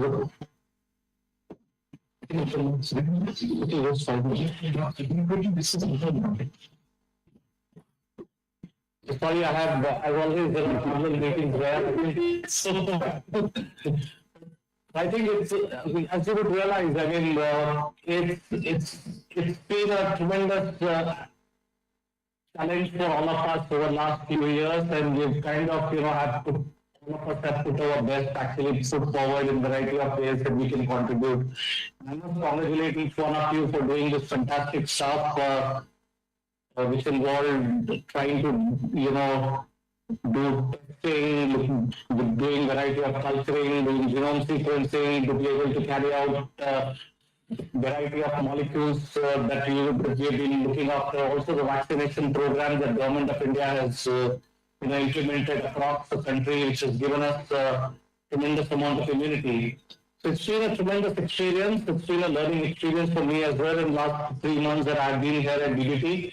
And I very much look forward to come and interact with you at ILS. I think it was almost 7 years back that I visited ILS, or maybe even more than that. And my memories are very, very interesting. And I'm hoping to come back there and talk to all of you actually very soon. Hopefully in the month of March would be a good time for all of us to interact. So I look forward to seeing you all very soon in person. And again, my very, very warm greetings and congratulations to all of you on this Foundation Day. Keep doing good work, make us all proud. We are all here to make difference to this country, whatever we have kind of happened for all these years of life. And I think this is an opportunity to make a difference. So I look forward to all of you coming together and together as a team. And of course, Dr. Ajay Parida has been doing fantastic work there over the years. And we hope he will continue to guide us and guide all of you there to be able to take this institute to the next level. Thank you all again. And obviously, several people contribute to institutional growth. It includes administrative people, finance, and other previous directors. And I congratulate each one of you for doing this fantastic stuff. Hope to see you all very soon. And thank you all today. Thank you. That was so kind of you with your busy. I mean, there are some FA and other people just walk into this room. I know that you have another meeting. Anyway, thank you for joining, and we look forward to your visit to ILS in the coming days. Thank you, Dr. Gokhale. Thank you very much. Thank you. Okay, so now we'll go with the formal functioning. So.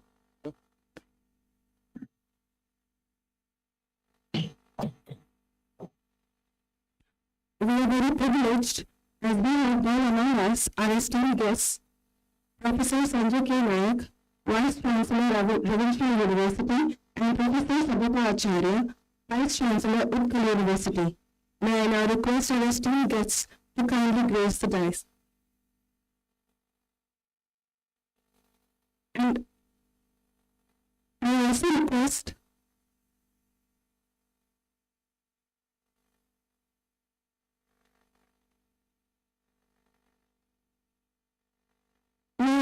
Professor Pidas to please grace the dais.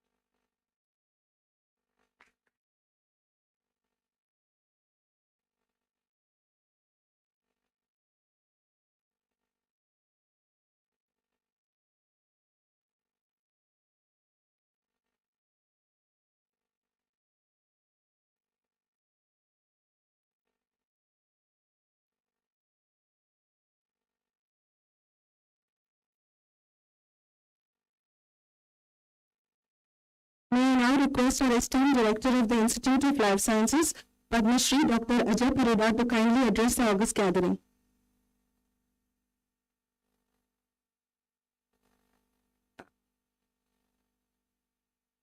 Now I request our esteemed guests to kindly light the lamp on this auspicious day.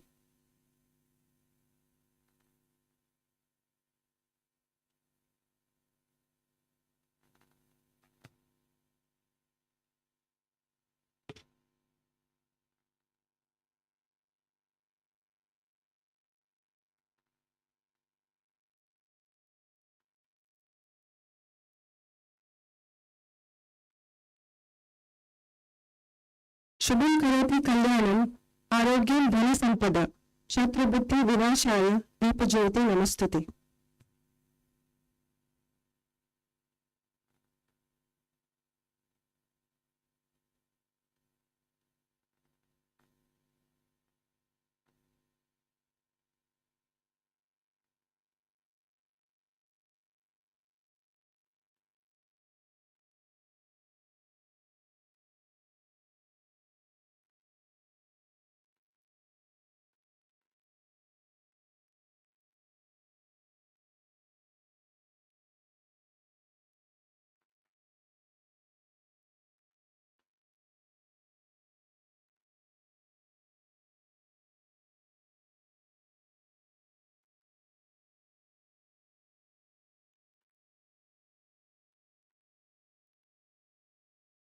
Thank you, sir. May I now request our esteemed Director of the Institute of Life Sciences, Padma Shri Dr. Ajay Parida, to kindly address the August gathering.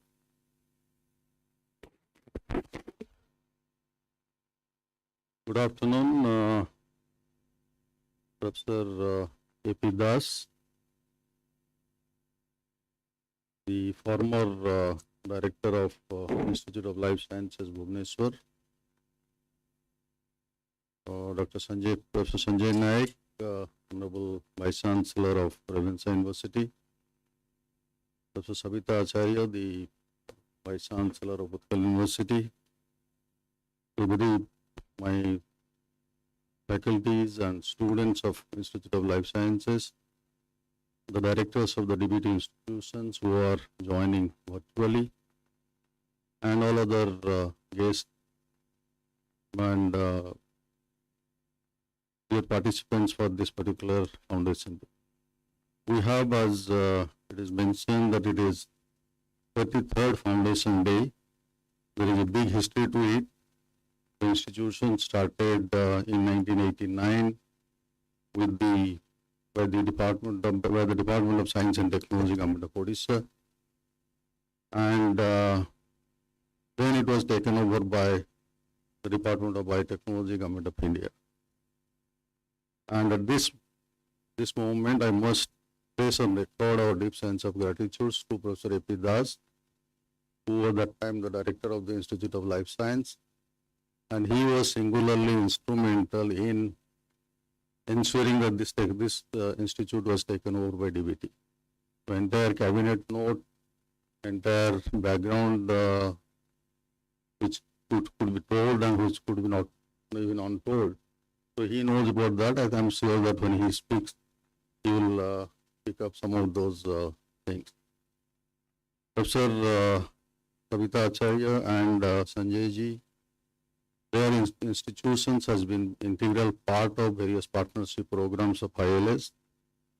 And in fact, if I look at the audience, all our among our students, there could be 40% of the students who are either from Ravenshaw or from.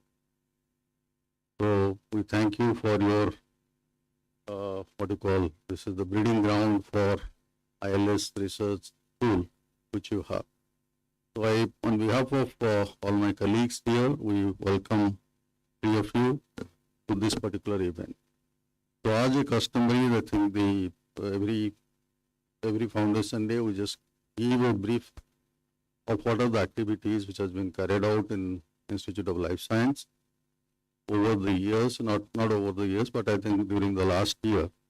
So it is basically just giving that what we are doing, because since it is a public funded institution, what we are doing with the public money, how it is being utilized. So this is a this is a practice which we have followed in several years back, not only with our foundation, but not our institution, but I think everywhere the foundation day is the occasion to look back what we have done during the last year and take a resolve that we do much better than what we did last year. But at the same time, all of you are aware that we had 2 years of serious pandemic.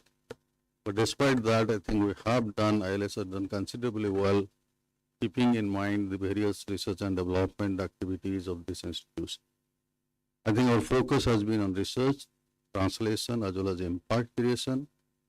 And we work in 3 major disciplines like cancer biology, infectious diseases, and plant and environmental biotechnology. And we have 25 faculties here.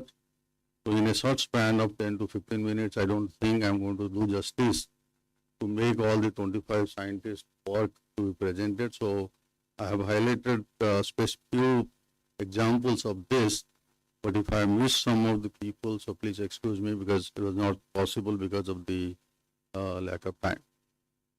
Now I think in cancer biology, our work group works on various types of cancer, whether it is oral cancer, pancreatic cancer, breast cancer, as well as the liquid cancers like leukemia. We look into various molecular and cellular mechanism in understanding the disease occurrence, progression, mitigation, as well as the treatment options. So there are various approaches which are doing, either look for the basic mechanism which are which are making responsible for cancer progression, and also go with the type of treatments or how to manage this particular dreaded disease. But at the same time, I must say that when in some of the things I was just talking to some of the cancer biologists, I said one you can see that elimination of cancer is a reality in the world. He said millions of light years away. I mean that is what we are looking at. But at the same time, I'm sure my colleagues has been contributing immensely towards this goal. Basically, our major objective is to strengthen the existing knowledge system in the cancer progression or cancer incidence as well as the management. Similarly, in the infectious disease biology, our focus has been on viral diseases like dengue, chikungunya, then other diseases like malaria, and my colleagues are also working on candidiasis, we are working on antimicrobial resistance factors. And in all these things, our cross-cutting areas are also very important, where we look into either genomics, proteomics, immunobiology, or even bioinformatics-based analysis. So many of the faculties who have been working on a very collaborative way and in an interdisciplinary way. Similarly, in plant biotechnology, although plant biotechnology and microbial biotechnology is a very small group, we were 4 faculties, and 2 of them, one of them has already superannuated and one will be superannuating this month. So I think that's a very thing, but at the same time, we have been looking into various utilizing advanced technology options for deciphering the genetic structure, genetic population diversity, or generating genomic resources for enhancing productivity as well as the nutritional outcome. One of our colleagues who has been working for a long time for developing promoters, we are aiming at developing some universal promoters which can be utilized for improving the agricultural production system, whether it is on drought tolerance or insect tolerance, or even for that matter nutritional enhancement. One of our colleagues is also working on the structural biology aspects of it. He looks into the structural elucidation, not only for the plant systems, but also for the other disease things. So I'm not going to read out, please ignore this, what I have written here. But the achievements, if you really look at, last year we published something about 73 papers, and we're very happy that 5 of the publications out of the 73 has made it to the cover stories of various international journals. So for any institution, like 10% of its publication, if it comes in the cover page articles of the journals, prestigious journal, that is a very significant achievement. To add to this was last year, 2021. We have already started during last 2 months, January itself. We have another paper which has come in as the cover page article of this laboratory annual laboratory procedures journal. So we hope that we will be able to surpass that last year's 5 number. Since last year, nucleic acid research, a lot of advances. I mean, I'm not going to read out this, but I think the message is that we have significant number of publications, but not only number of the publications, but the quality of publications are considerably high. And we try to do the same thing in the coming years. As Mr. Gokhale was mentioning about our contribution to the COVID, I think just to give a brief that we have something like 4,25,000 COVID tests has been done since the beginning of the COVID. We have sequenced 12,000 odd genome sequences from Odisha, Bihar, Jharkhand, Chhattisgarh, and Maharashtra. And now we will be getting some samples from Tamil Nadu. My colleagues are really hard pressed how to do it because the government has decided that we have to upscale the sequencing target of about 80,000 sequences per month. So that also puts a tremendous pressure on that. We are one of the 3 institutions in the country to have developed virus cultures, which will be able to establish, which will be able to help in COVID management thing. Immunobiology as well as microbiome profiling has been carried out.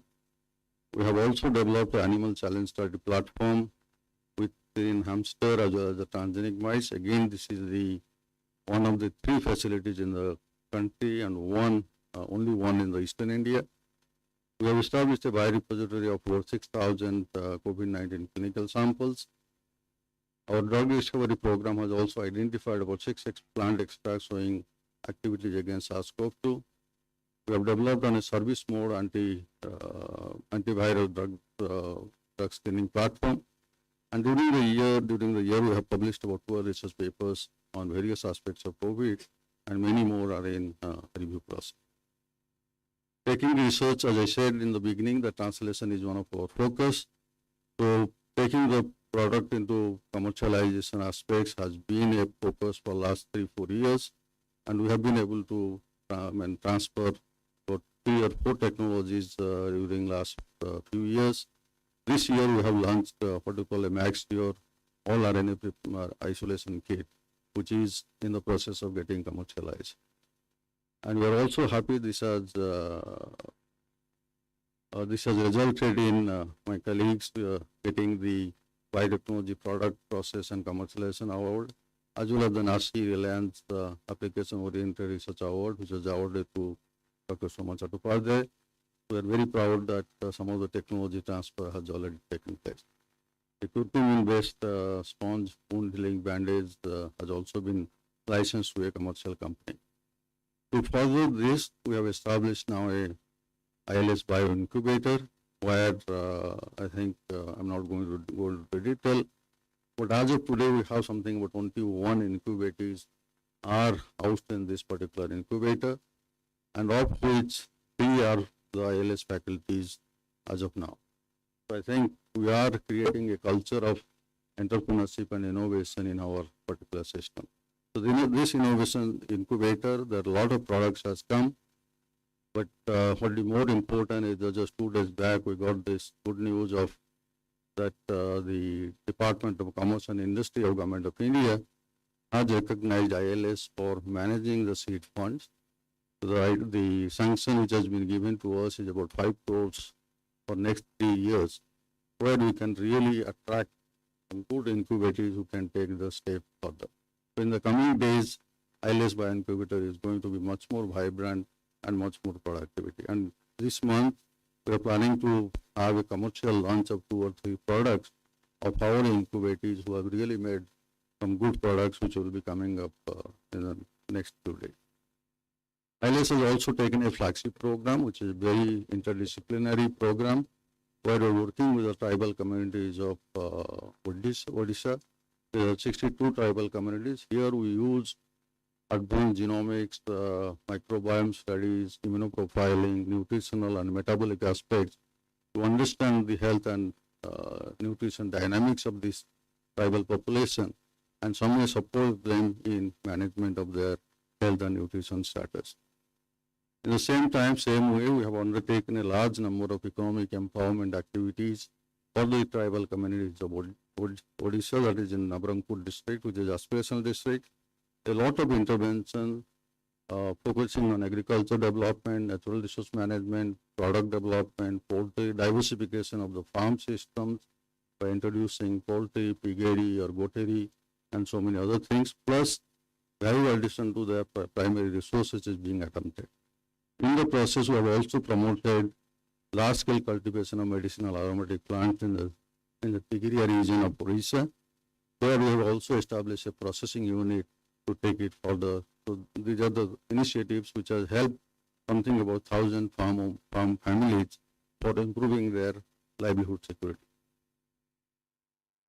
Malnutrition is a very major problem in the tribal regions. If you could see the figure which is given in Nabarangpur, or if you look at the Indian figure as well as Odisha as well as Nabarangpur district, you could see that both in anemia, stunting as well as wasting, the figures are very high.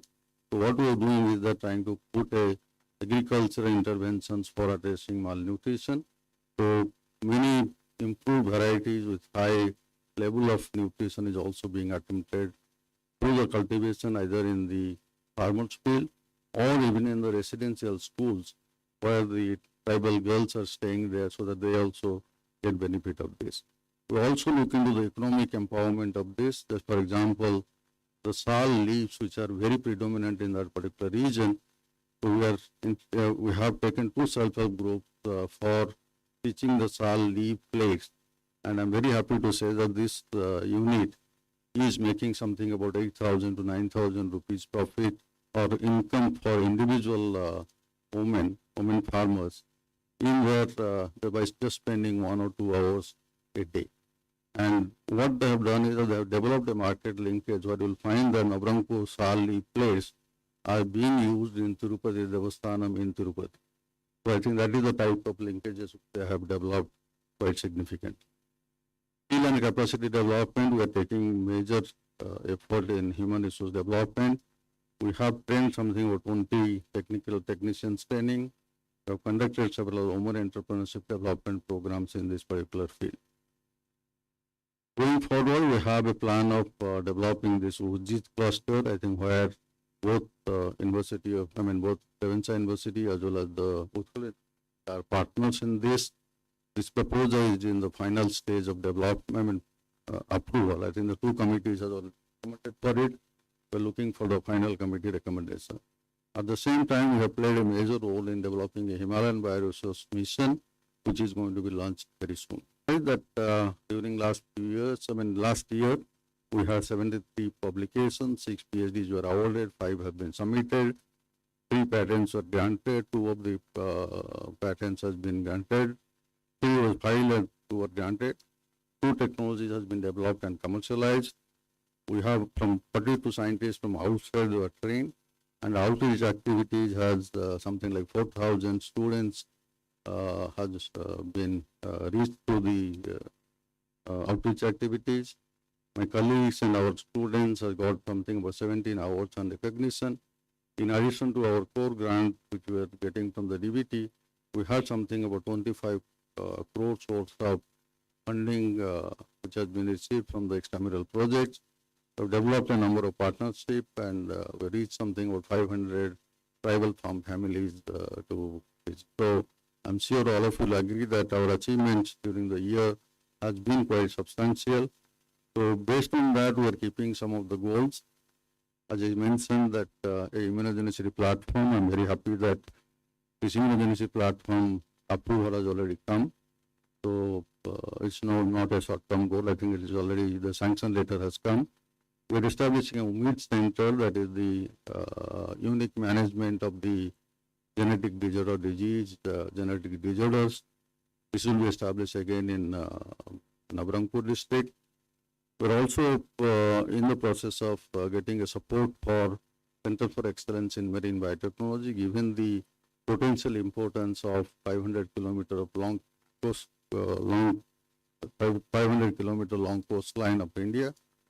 We're also looking for establishing a platform for gene editing for agriculture, and then going forward, but obviously our long-term goal is to nurture the talent, get good quality students, get good quality publications, and establish partnerships and in the region or outside, both local, national, and regional level. And I think going by the Make in India or Made in India schemes, I think developing a translation culture among the faculties is also going to be a major thing. But ultimately, we aim to make a visible impact in addressing the societal goals or the actual practical problem the people face. As I said, that all of you will agree that ILS has made significant progress in the last year, and I'm sure with all the help and support or active participation of my colleagues, our students, our staff, all those, I think we can achieve much more, and continue the type of momentum which we have over the years. Okay, this slide I have kept it for the secretary to say that to invite the minister to inaugurate this. This comes the new R&D building which has been done, the ABSL 3 platform which we have established, and the high throughput sequencing platform which we are going to procure in another a month's time, the Novosec machine.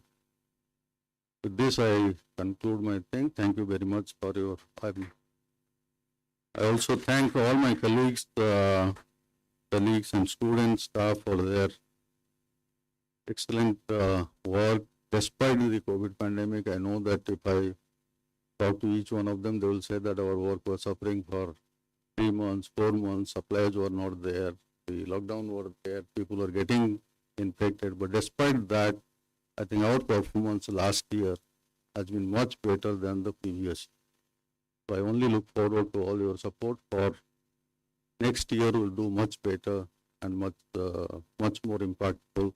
Thank you very much.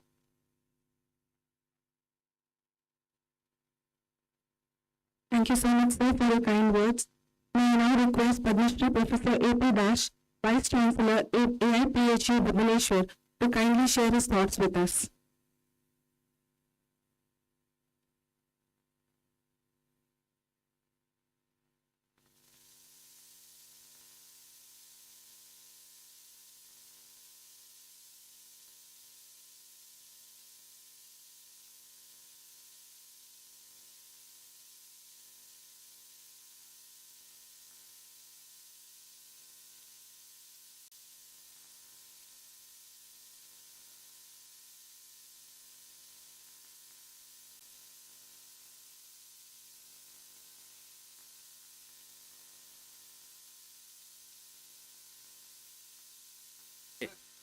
It doesn't matter. Okay,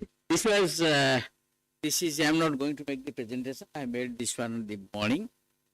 But again, let me repeat. Let me at the outset again thank the organizers for giving this opportunity to come over here and interact with you again. When you talk of this, okay, when you say about this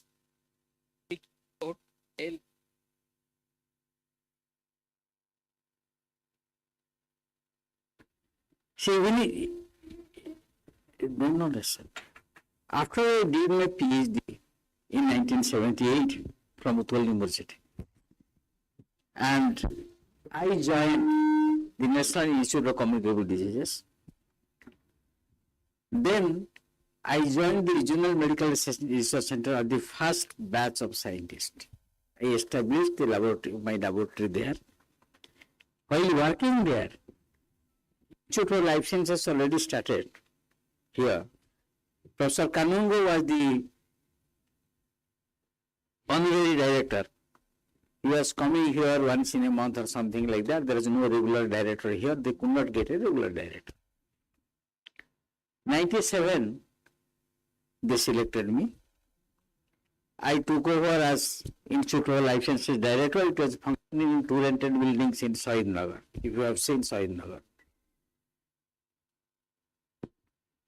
I think Dr. Shaw, Mr. Samal, they are here, who will who will testify my statements. Because I don't think anybody else is here since those days. Then only a little over half a dozen of scientists. So when we started this institute, one administrative officer was there from the Odisha Administrative Service. I think Mr. Iyer or somebody like that. The budget was, can you imagine the budget, Dr. Padilla? When I joined, 97, 98, budget was 30 lakhs. No, 30 lakhs. Okay, nothing was there. I am not going to the details. Why I am telling you why I am not going into the details? Let me again come back to present days. When I was Vice Chancellor of the Central Institute of Tamil Nadu, I was 5 years there. Towards the end of my career, my service there, the great COVID-19 came.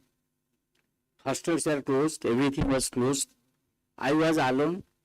Because of your restrictions for entry into Orissa, I could not come Orissa. I was away from my family. That was the time, you know, I was working in United Nations. That was the time everybody was after me, beginning from Geneva till Odisha, via Delhi. Everybody, those who know, big people, those are after, those who know me, they are after me. Why don't you write your biography? And trust me, I started writing my biography in those COVID endemic times after April 2019.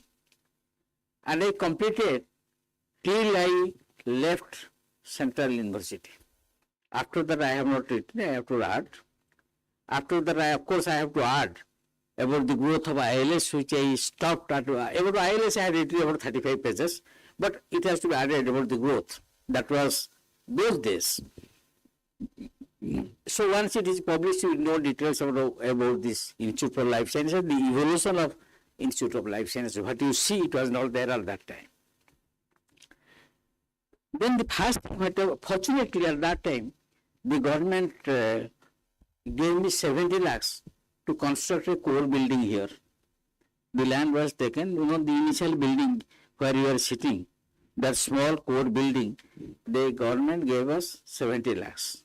So I started constructing that house, that building. And so are you recording? No, if you record, I don't bother. But it's better if you not record now. Okay. At that time, the progress was delayed, maybe due to contractor or somebody like that. Then I think if Mr. is here, he will see.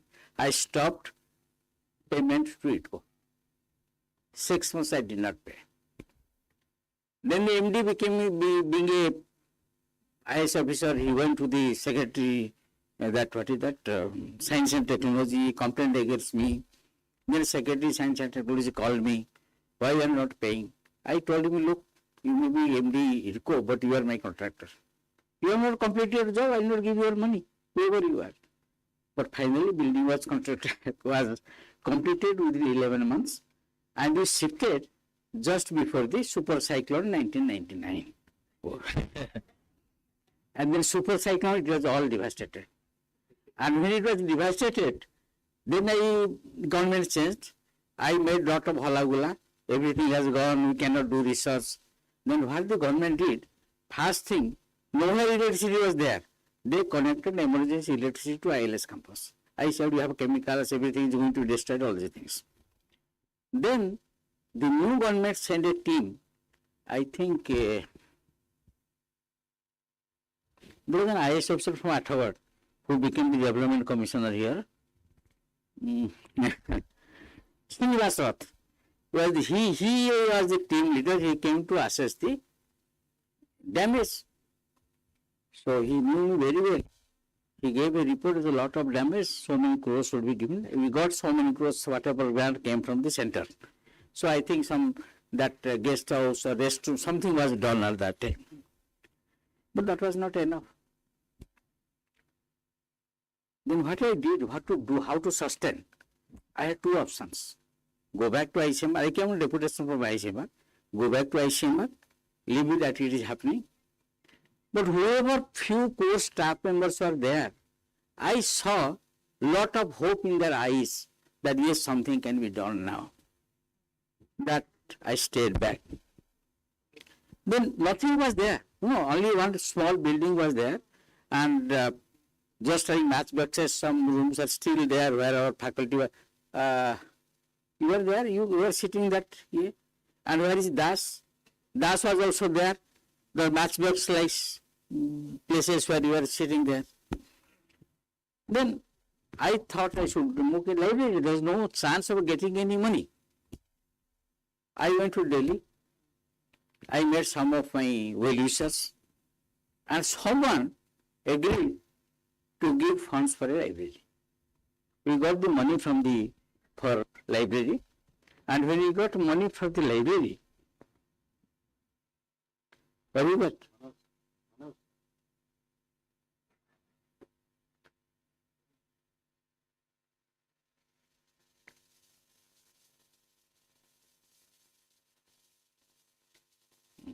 When we got money from the library, we constructed the library, invited the Minister of Science and Technology. I don't know whether Sahu and others, they have joined at that time, and Chief Minister.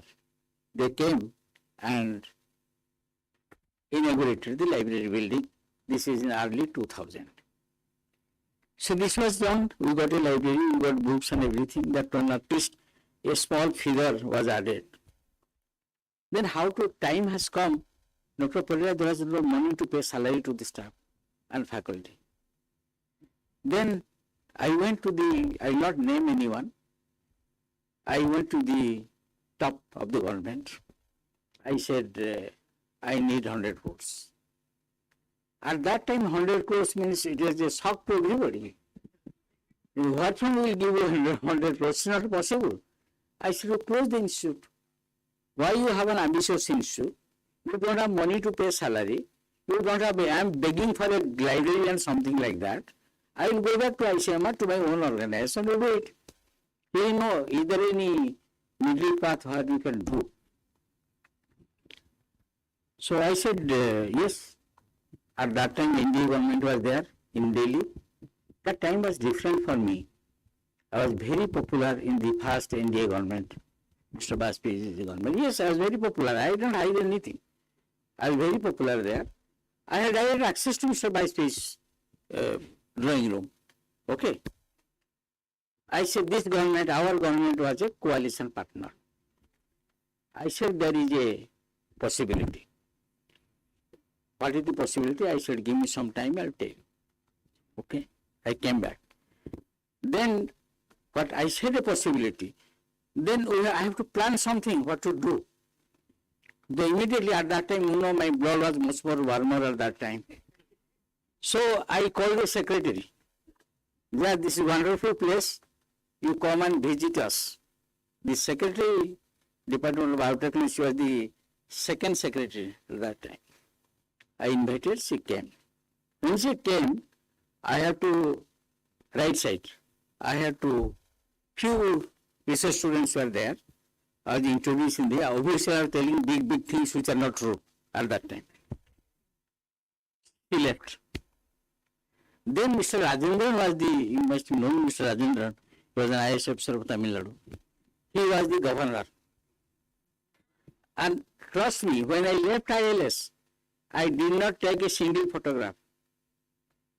These photographs are given to me in due course of time after I left by somebody, and this governor's photograph was given to me by Dr. Shaw. I think he sent it to me sometime, but I think 10 years back. So I invited the governor. Similarly, when governor came, he was an IAS officer. You know, you must know how to impress the IAS officers and the politicians in this country.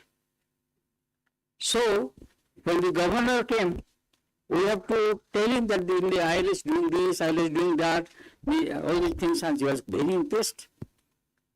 Then he said, what can I do for you? I said, very simple, sir. When you are going to Delhi, meet the Science and Technology Minister, ask them to take it over under them. And I will again invite the Secretary Department of Biotechnology, you tell her to take it over. He noted down and they are very meticulous. I give full credit to him as a governor. He left. So, after some time, in same 2021, again I invited the secretary. Secretary came, and by that time Mr. Bakchi was the chief secretary. So I briefed Bakchi very profusely about the taking over. First meeting was with the governor, myself and the secretary, we went. Governor said directly, why don't you take it over under Department of Biotechnology? It is difficult to sustain. He did not say anything. Then we came to the chief secretary. Chief secretary said the same thing. After next day, we met the chief minister, and chief minister was profusely briefed by his secretary, Mr. Jugal Mahapatra, and the chief secretary, he also said the same thing. Then I did not say anything. I was just quite sitting with her. Then he told me, Dr. Das, what to do? I said, what happened? Everybody is telling you to take it over. So what to do? I said, I don't know. You have to do something about that. And this government is a coalition partner of that government. Then you tell me what to do. I said, you should consider taking it over. No, then you have to write a letter to me. Then I will initiate. Then I said, you must tell me what to write. I don't know anything what to write. Then she drafted. You see the takeover file. You see that was in February 2021. She, 2001. She, in her own handwriting, she said, you write. I said, no, madam, pen, paper is there. You write and give it to me. I will write the same thing. I just wanted to keep the handwriting proof. So, it was written. So next day, I said, this letter will be written by the chief minister to the prime minister. He said, yes. Next day, I went to Jugal. I said, this has to be done. He took me to the chief minister. I explained to him. He said, okay, you write the letter and bring it to me. So, probably very few of you know,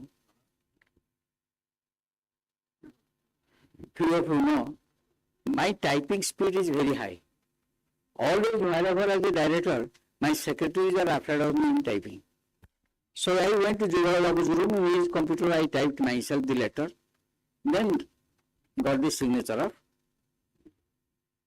chief minister. It was sent by fax at that time, by fax to the PMO. Ashok Saike was the secretary to the prime minister. Then I took a copy, I went to Delhi. I went to Minister, Dr. Murli Manohar Joshi, with whom I had a fantastic rapport. I said, this letter has come to the Prime Minister, please take it over. Please. Then it started, process started. Now the next process, what has happened? They told me there was a biotechnology board, National Biotechnology Board. Is it there still? Dr. Parja, National Biotechnology Board is still there. At that time, there was a... No, there is a National Biotechnology Board in the Department of Biotechnology, Padmanabhan was chairman. Whatever. That board was there. They said, I have to make a plan for the next 30 years of the ILS. I have to make a presentation there. That board has to recommend. Then next step it will go. Okay? So I went. Along with me, Supakar was there. He came with me. You might not be knowing him. Some of you know him. Sabat was there. Sabat came with me. They were sitting. I made a presentation.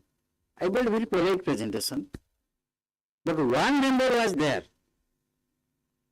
who is now 95 plus, started pulling my leg. Tandon. Okay. So this is what has happened. So finally, in 2nd August 2002, the institute was taken over So that will come some other time, you can say. And the first governing body was organized in 2002. And left side you can see the then, I was briefing the then Minister of Science and Technology, Odisha, who was a member of the governing board, about the what is the governing board and what he should go and what he should speak there. I was briefing him. And then the Minister of Science and Technology was chairing the governing body meeting on that day.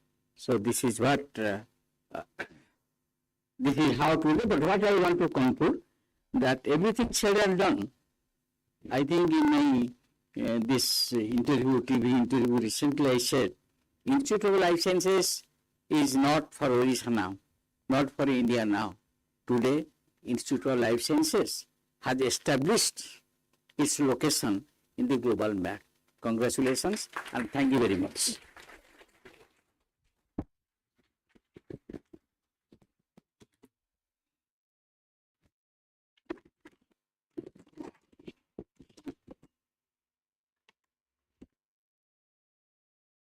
Thank you so much, sir.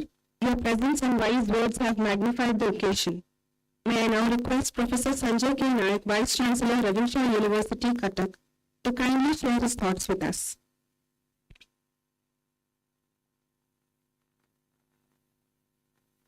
PowerPoint. Please speak from my.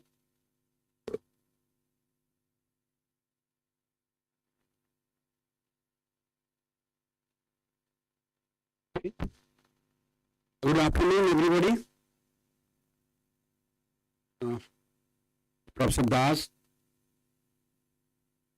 Padma Shri Professor Das, my colleague from Higher Education, Vice Chancellor, Utkal University, Madam Sabita Acharya, my friend, Padma Shri Dr. Ajay Saab, dear students, faculties, scholars, all those who are here to celebrate this 43rd Foundation Day of ILS Foundation. I was thinking what to say because I just came suddenly. My colleague Dr. Bairagi told, sir, I will be here, you come, and somehow I could get in. Although Dr. Parada is been asking me to come this time, that time, somehow I was not able to come. But we used to talk very frequently. I came to Odisha for past couple of months. For last 2 decades, I was in Delhi. I was heading a similar institute which looks after academic and research for the entire country. That is Central Institute of Petrochemical Engineering and Technology under Department of Chemicals and Petrochemicals, Ministry of Chemicals and Fertilizer, Government of India, as the Director General.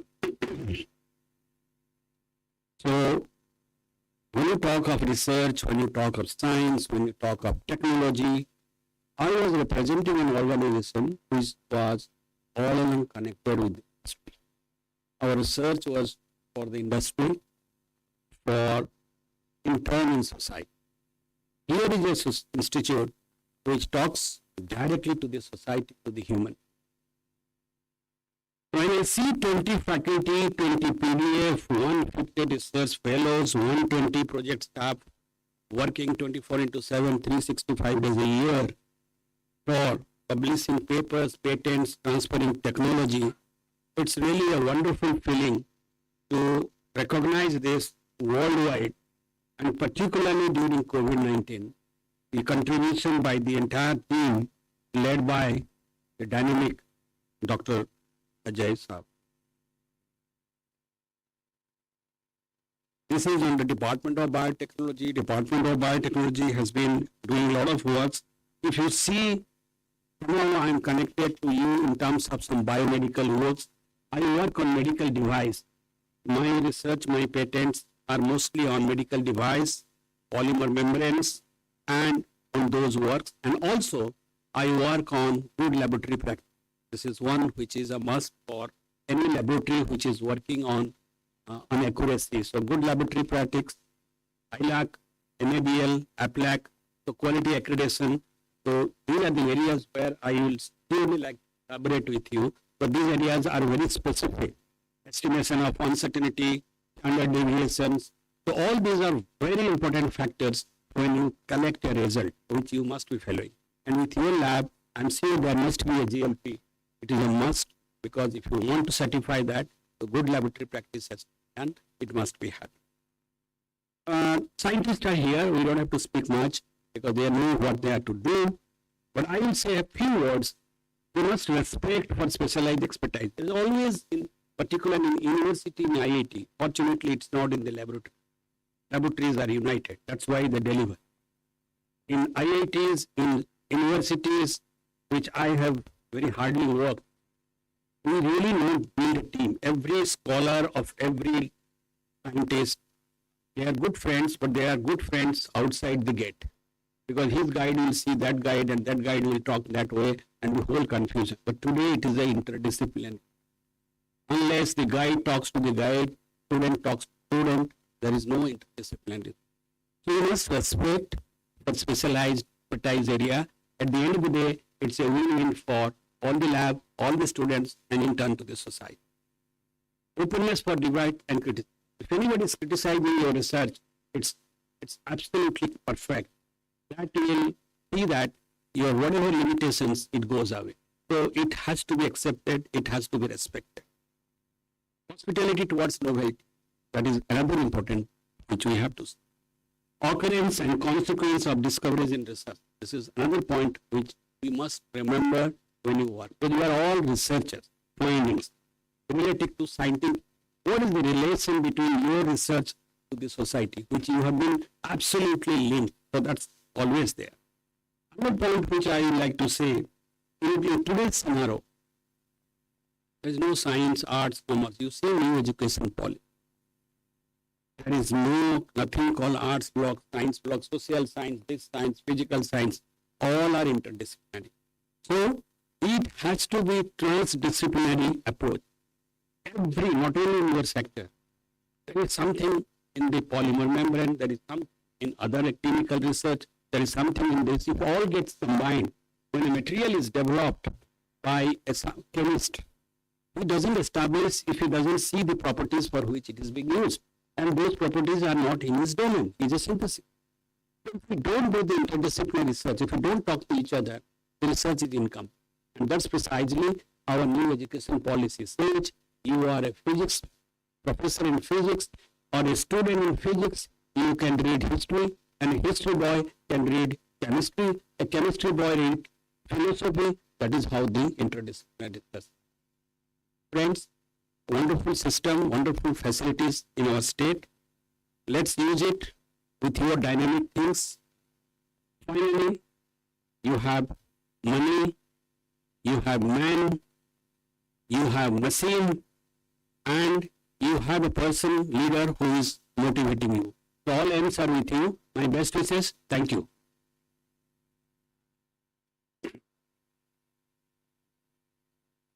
Thank you so much, sir. We sincerely appreciate you being with us today on this special day and sharing your valuable thoughts with us. May I now request Professor Sabita Acharya, Vice Chancellor, Utkal University, to kindly share her insights with us.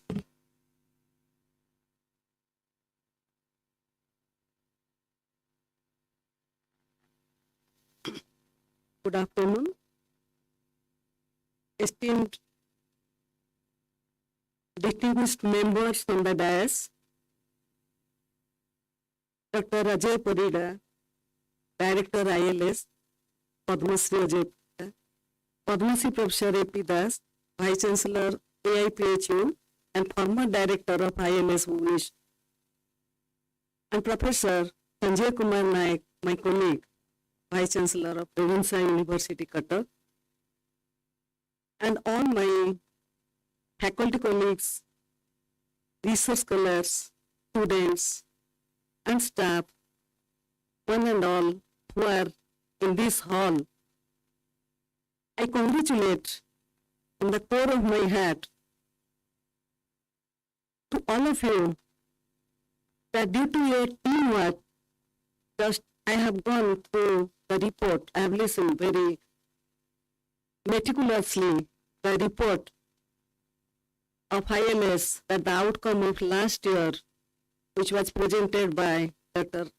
Parida, that as Professor Naik said that 25 faculties, more than 20 postdoctoral fellows, research scholars, many research publications, patents. So that outcome is outstanding. So I congratulate all of you for such type of outcome. And as an outset, I congratulate on the 33rd Foundation Day of Institute of Life Science. And as our former director, ILS, Professor Das, elaborated everything, so I came to know about the history of ILS. And I came to know from Professor Naik about the research, how to do research and how to collaborate it in an interdisciplinary way. And that is the component of New Education Policy 2020. So with the very thought of attending this ceremonial function of your organization, I could fully remember the vision and scientific pursuit of Padma Shri Professor Madhusudan Kamingo, the founder, director, the then Professor of Geology at Banaras Hindu University, and of course a distinguished alumnus of Utkal University, who happened to be the founder of this great institute, the honorary founder. So with the passion in heart, science and research can attain remarkable accomplishments. So with the passion, this institute has achieved greater dimensions from where it had begun about 3 decades back, 33 years, and also claimed global importance for its significant research in different areas of biological sciences with its relentless efforts and research activities. As I came to know from Professor Parida's report that in the tribal areas of Navranpur district, about the health and nutrition, about the indigenous knowledge system, empowerment and entrepreneurship, women entrepreneurship, this institute has worked a lot. So you can connect the science with social science here. So there is interconnectedness of all disciplines, as said by Professor Naik, that this is the time, this is the need of the hour that we should jointly do research. So I understand that the knowledge of science reaches seriously and illuminates the world. And the science of today is the technology for the future, tomorrow. So Institute of Life Science has a strong research base in the area of cancer biology, as I have listened, infectious diseases, plant and environmental biotechnology, and many other upcoming areas, and interface of life science. So the research team investigates with scientific insights to address different issues on societal welfare. Since its inception, Utkal University has a close academic association with ILS as an affiliating institute and now as a collaborative institute. For the award of research degree, nodal centers of coursework, and also collaborative research for mutual benefit of both the institute. Professor Parida also has mentioned about this collaborative research project. So I hope such collaborations will reach greater heights, and I am very much aware and have been informed that ILS is actively involved, and we realized involved about the management of COVID-19 this last 2 years for the entire state of Odisha. And as I have just read through the report that out of 34 districts were, 30 districts were covered.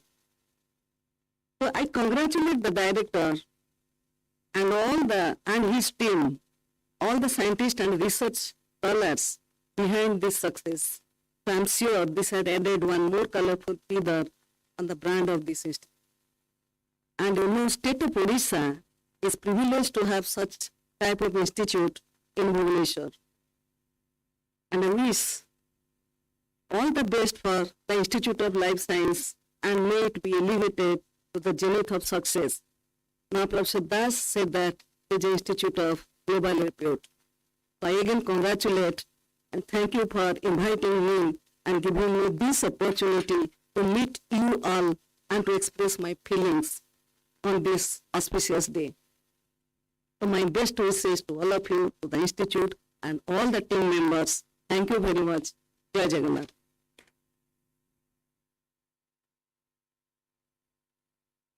Ma'am, we thank you so much from the bottom of our heart for your enlightening words that touch the hearts of many out there. Moving on, now is the time for the most awaited release of the annual report.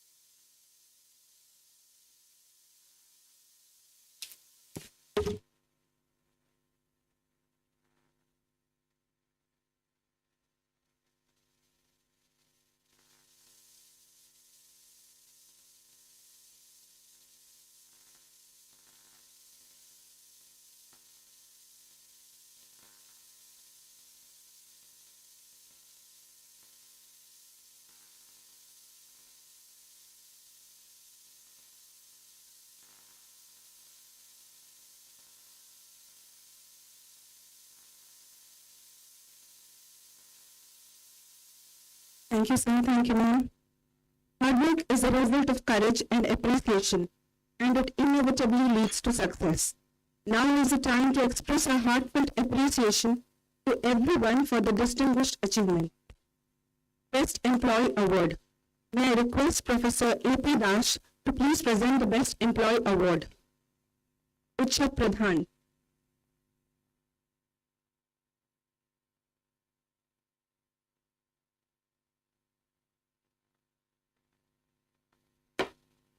Best Employee Award, Mr. Utsav Pradhan, Mr. Niranjan Mahanti, Mr. Shiva Pradhan.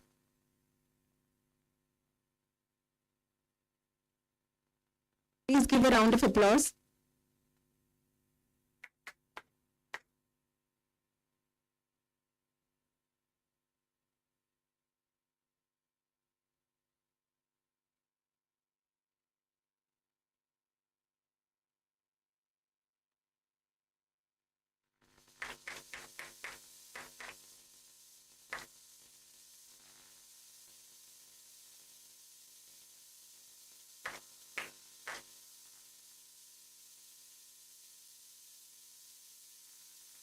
I now request Professor Sanjay Kumar Naik to please present the Best Poster Awards in three categories: Cancer, Infectious Disease, and Plant.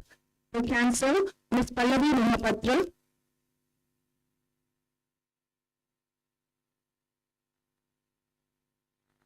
Ms. Aliva Mins.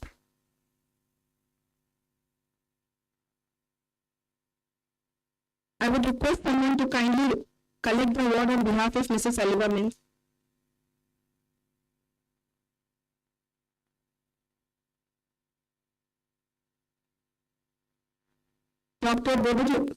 Mr. Debajyoti Das in infectious diseases. To the doctor. Okay. Mr. Saurabh Gray, infectious diseases.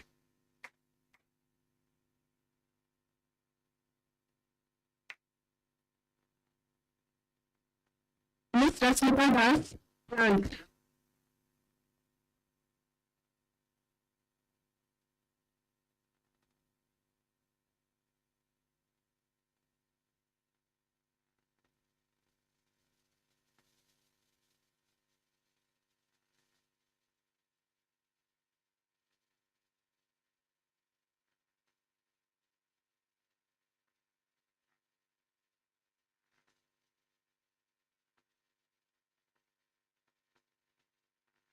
Ms. Rashmita Das.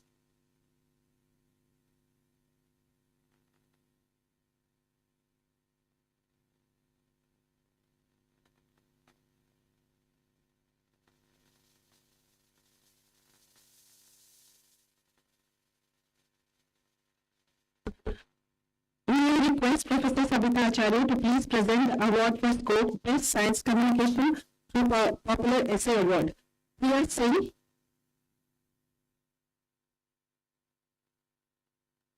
And Debashrita Barik.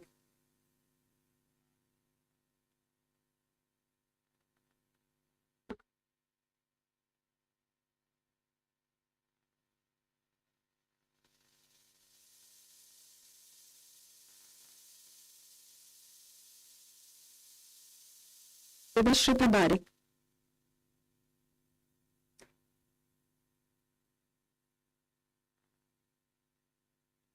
Now comes the Paynes Award, celebrating science for life. It goes to Sanishta Shamal and Rashmita Das.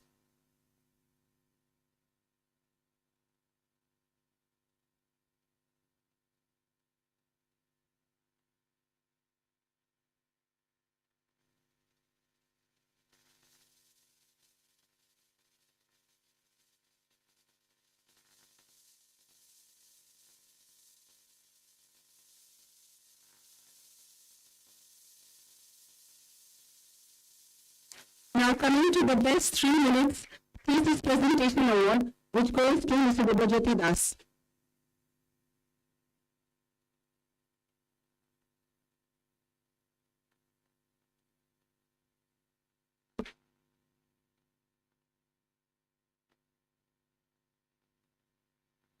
The COVID pandemic times were really terrible, and through this situation, our security personnel have been of a tremendous support.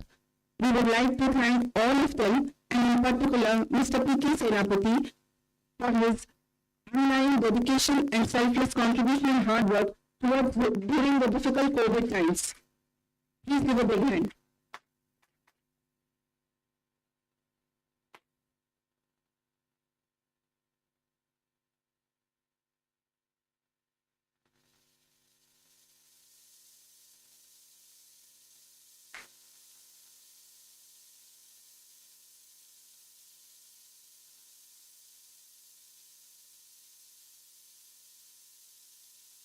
Thank you so much.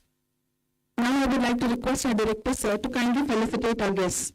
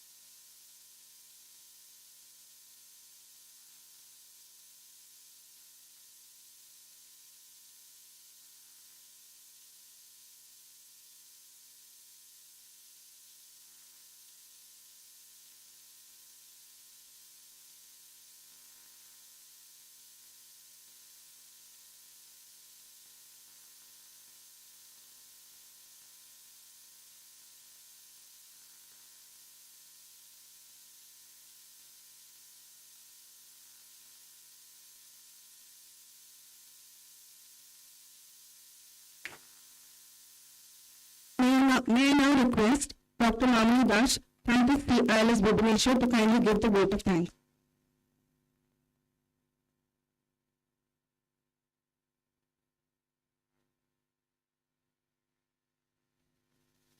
Good afternoon to everyone present. I, Mamani Das, take this opportunity with great pleasure and honor to propose a vote of thanks for this occasion. On behalf of the committee for this year, I begin with thanking our Honorable Secretary, Department of Biotechnology, for taking his precious time out and joining us for this occasion. I thank all the esteemed guests on the dais. I thank all the speakers of the technical session for this morning. The past years have been especially difficult, but as evident from a director's message for this occasion, we have been contributing well. So I thank all the staff, students, and the faculty members of the Institute. It is indeed all our effort that helps ILS shape each and every day. So with a very good feeling for a coming year of an impactful year, I thank one and all, and also for making this occasion a great success. Thank you once again.